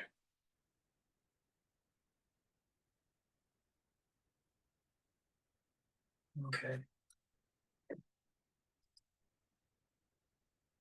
You know, what's amazing with YouTube and the ads that they embed into the, into the videos. If someone is more conservative, they're not making ads for conservative people. They're making ads for like a very uncouth society, right? And what I'm noticing now with YouTube and even on X is that there's a bombardment of this kind of hedonistic kind of ad blitz that's taking place. So I apologize if some ads may be inappropriate, like the one that took place. But the thing is that we're living in a society now where it's hedonistic. It's not conservative at all. And, you know, unfortunately, the only way to stop that is to actually pay them to prevent them to bombard you with advertising. So they'll continue to do it and it'll get worse over time. to force people to actually pay for ad blocks. Okay, let's listen, before we go to the next news talking about the shutdown fight in Congress, please go to my store, the-studio-reykjavik.com, and get the vitamin B complex. This is going to help with the health of the mitochondria. The first 4 B vitamins helps with the electron transport chain. That's a complex process that builds up your ATP so you have energy for your cell. This will help with that and boost up your energy levels. This will increase your cellular metabolism and help with your neural health. So please, especially if you're 40 years of age or older, take the vitamin B complex and protect those neurons. Really important. Resveratrol is something I've been taking for decades. Resveratrol soaks up free radicals, helps the health of the mitochondria, helps with youthful gene expression, and it helps to get rid of cells that need to go into apoptosis because they're stuck in senescence. So cells divide up to a certain point, and then the telomere lengths get short. And then the cell gets signals to either die off or just to stay there. If it just stays there and stops dividing, it's in senescence. Well, when cells are in senescence, they have short telomeres. There's mutations because of the multiple divisions. And there's a buildup of garbage. Lipofuscin. It's called lipofuscin. So it builds up this lipofuscin, and the cells just don't perform as well. So if you have a lot of these in your tissues, the tissues don't perform as well. So you want to get rid of those senescent cells, and this helps to do that.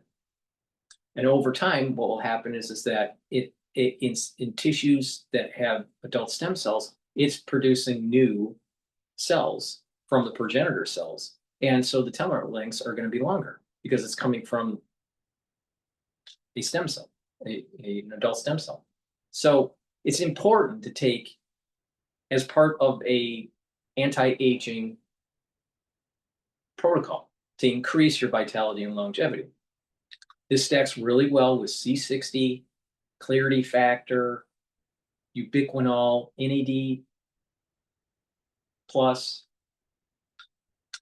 vitamin B complex. This is a great supplement, and you get the most out of it when you stack it with something, all right? Especially C60.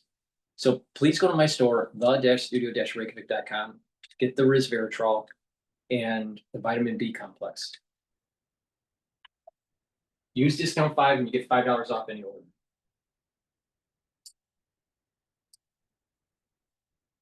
President who believes in transparency that actually cares about getting the facts, because I think once we have the facts, I don't think the American people expect us to be perfect, but they do expect progress, and it all starts with factual data. Congresswoman, the White House has been long pointing to the weakness that we're seeing in the labor market as a reason to cut rates. But the argument over at the Federal Reserve is that despite a weakening economy, which we've known for quite some time, the tariff policy coming out of the White House is ultimately muddying the waters. What do you say to that hesitation when it comes to addressing the weakness that we're seeing in the labor market? Well, I think we're actually trying to address the weaknesses in the labor markets that, the Democrats have left us with in the past 4 years with the Biden administration. That's why President Trump has already brought manufacturing and investments back here to the United States. That's why President Trump has already renegotiated over 80 trade deals with different countries to make a level playing field for the American people and the American worker, because for so long we've been taken advantage of. He is trying and doing, I might add, leveling that playing field. But at what cost, Congresswoman? What are you hearing from families and constituents in your home state of Michigan that are talking about the toll, whether it's temporary or not, that some of these policies are taking, especially when it comes to manufacturing? Yes, well, different. I sit in Macomb County, which is heavily auto manufacturing.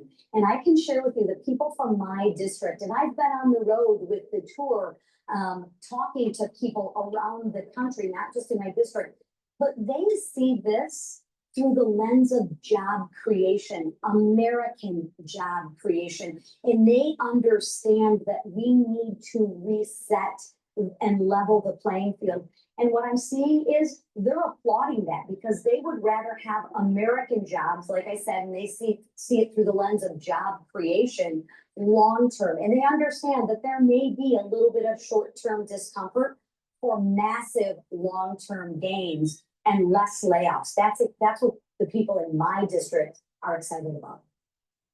Congresswoman, you mentioned the president's big, beautiful bill and a bit of a rebranding. We're recalling it now the Working Class Families Tax Cut Bill. The president had touched on this during the cabinet meeting. Why the rebranding? Are we having trouble selling it? What's the point of changing the name of the bill that every American seems to have on the tip of their tongues? Well, I think we could call it anything. We could call it the border security bill, the energy independence bill, you know, the tax cut bill. One of the things that I love about the tax cut bill is it is for working families. Remember, every single Democrat voted to raise the American person's taxes, every single. So if you want to say that this bill helps the rich, it doesn't. It helps the working families. And if you poll, and you've seen the data, all of the individual pieces of this bill, if you take them out, would people rather have more money in their pocket or the government's pocket? Overwhelmingly, that sells, right? But when you bundle it all together, sometimes because of the fear mongering, it gets lost. So we're trying to take the message to the street that Republicans care about keeping more money in your pocket. We don't want to raise your taxes. In fact, we voted not to raise your taxes. The Democrats voted to raise your taxes. Congresswoman, let's talk about the government shutdown that's right on our doorstep just at the end of this month. The government's running out of time to find some sort of solution. When do we see a CR hit the floor? Well, I'm hoping that we see a very short-term CR, but at the end of the day, we are committed to keeping the government open, Republicans. And whether it is going, I mean, we're already talking about doing a conference, which I think is great. We've already passed, I think by the end of this week, we'll have passed everything out of committee, which is great. We are doing our work. Again, we've seen this movie before, but we are committed to keeping the government open. And all options right now are on the table. And we invite all the Democrats to stop their blocking and their defensive strategies and come and work with us to help the American people. But at the end of the day, we got to tighten our belt. We got to make sure that we're giving the American people value for their dollar. So stay tuned. We're in process of working on that right now as we speak. Well, you know, a lot of Democrats have told us on this program, Madam Chair, that they did try to work with you. They thought they had a deal, a budget bill passed, funds were allocated, and then Republicans rescinded them. There was the first rescissions package and then the pocket rescissions, and that's why they're throwing their hands up in the air. Is there something you can offer Democrats to regain some trust? And I'm pointing right now to the extension of Obamacare subsidies at the end of the year. That's what some Democratic members seem to think would bring them to the table. How do you feel about that? Yeah, so we are exploring that. We have a couple different factions, right? Medicaid and Medicare have expanded and grown so exponentially since 2019, right? With the expansion of Medicare, it's quite frankly a lot of money. And take a look at what happened in COVID, right? With all of these the tax credits, it just blew up. We've got to get a handle on both Medicaid and Medicare, because if we don't get a handle on it, eventually we're going to be forced to deal with it. And nobody, I think, wants that. I really and truly don't think anyone wants to deal with that. You're going to have to cut Medicare, Medicaid, and Social Security. And the only way to do this is based on, it's titrating it based on tranches of age. If you're already retired, you get your benefits. If you are going to be retiring in 5 years, then you get less benefits. Another 5 years on top of that, for that cohort group, even less benefits. And every 5 years away from retirement, you get less and less and less and less. Up to the point where the ones that are getting into the job market now, they don't get any Social Security or Medicare or Medicaid. Now, in terms of veterans or the ones that are physically disabled, I think they should be getting Social Security and Medicare or Medicaid. But for the average citizen, absolutely not. And it has to be a slow titration away from the benefits. And it's based on age groups. So the younger you are, the less you get, up to a certain point where you get nothing. That's the proper way to do it. That they've announced has two capabilities that appear to move the needle for the market. One, simultaneous translation. Was also interesting to see shares of Duolingo pair their gains markedly.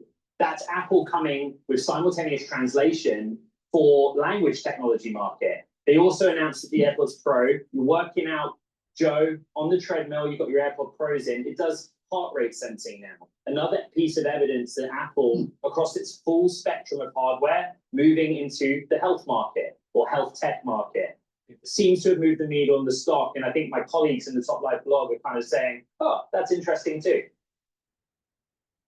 When it comes to comparing different pieces of the Apple offerings, whether it's the AirPods Pro, the latest version, versus the Apple Watch, what's the juicier launch at the moment, Ed? Yeah, it's so interesting. You know, one of the features we're waiting for with the watch, let's be honest, the mainstay is still going to be the latest generation of iPhones, but we're minutes and minutes away from that. They're talking in the reporting about the latest generation high-end watch having satellite connectivity. In the market context, that puts Apple in competition with Garmin, which many listeners on this show, viewers of this show, they may use in the extreme sports context, or they might be world explorers in the remotes of the world and they want to be connected through their high-end fitness watch.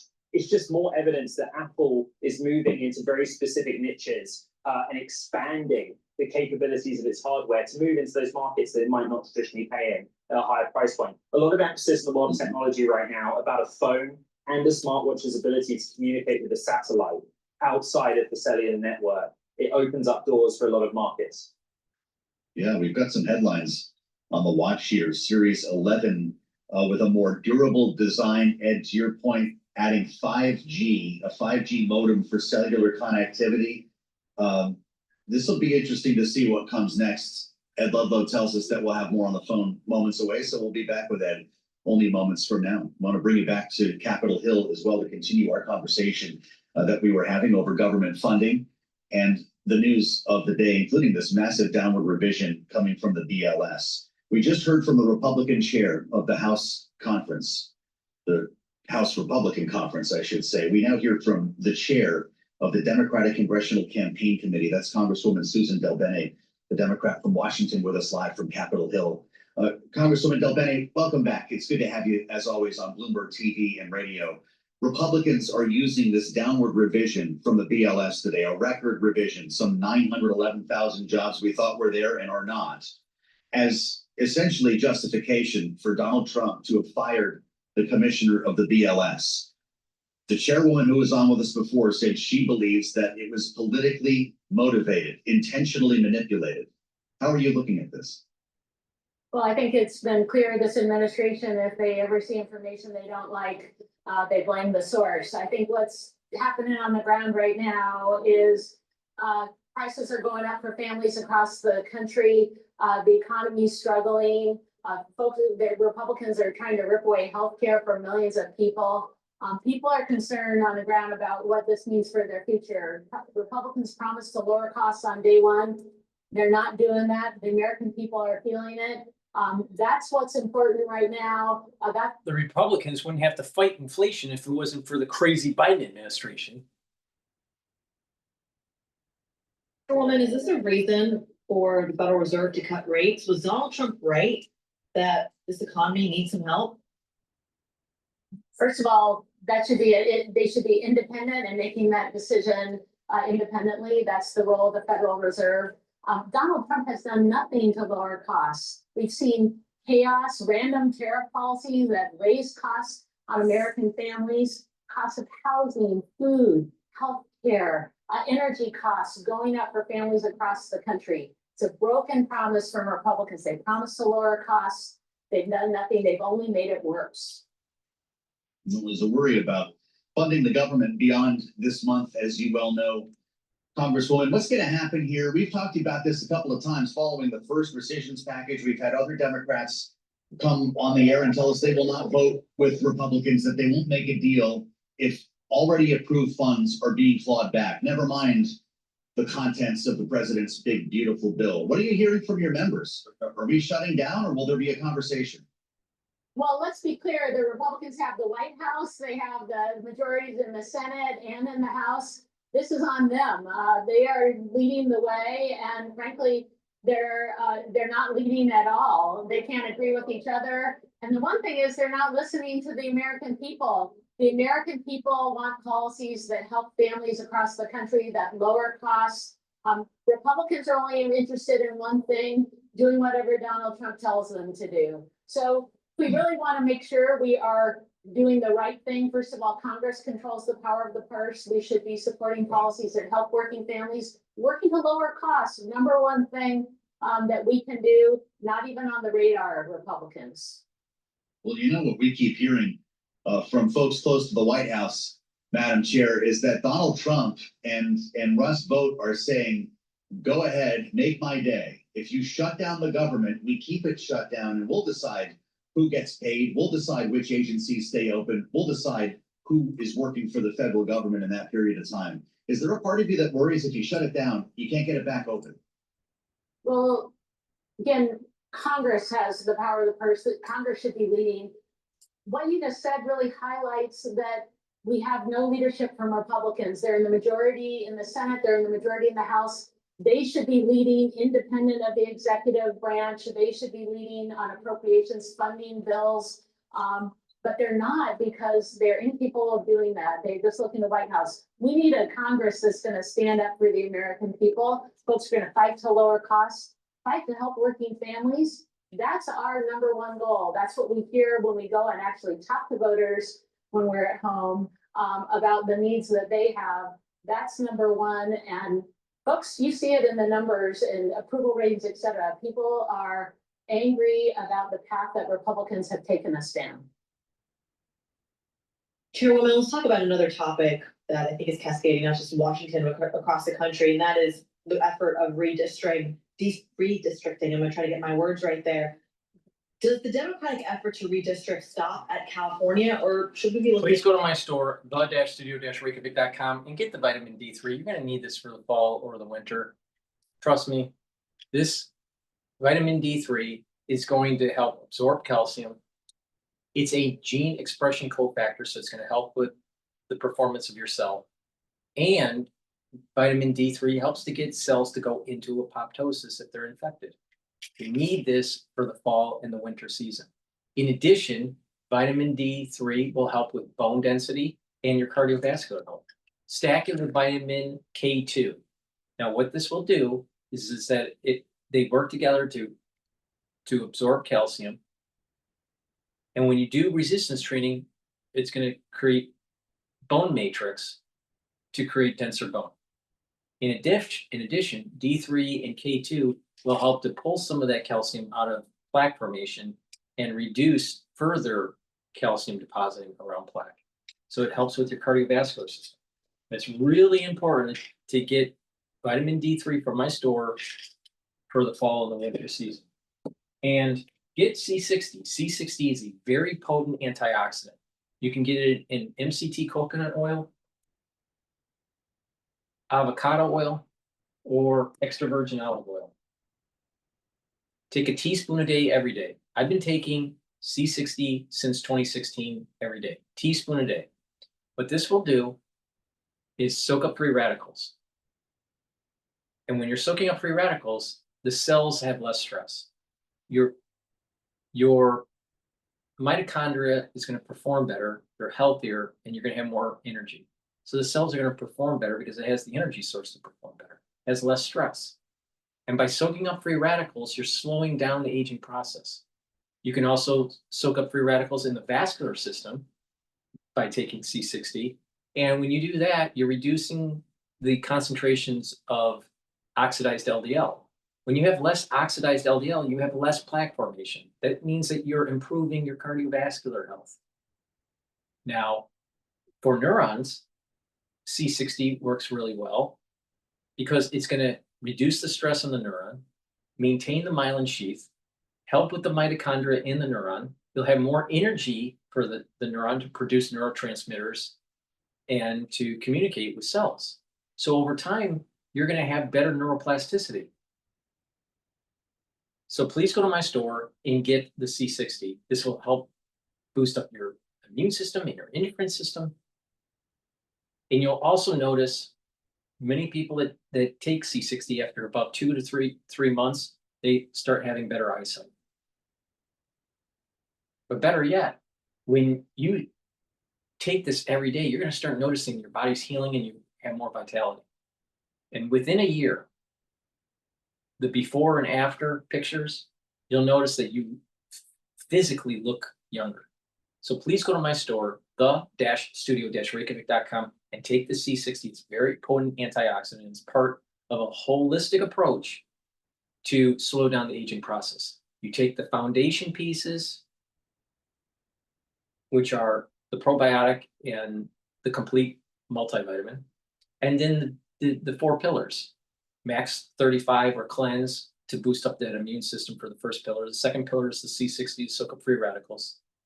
The third pillar is the turmeric, the ashwagandha, the lignans to boost up the immune system and help with your cardiovascular system.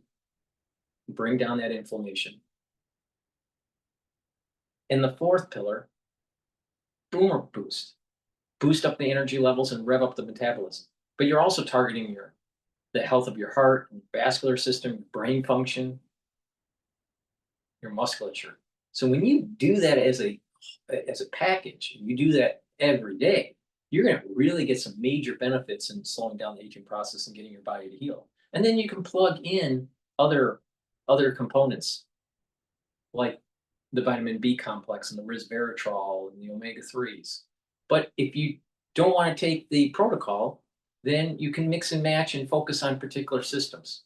It's all based on what you can afford and what you want to take. But I take a very comprehensive protocol to slow down the aging process. And I've been doing this for a very long time. I'm in my 50s and I'm very healthy.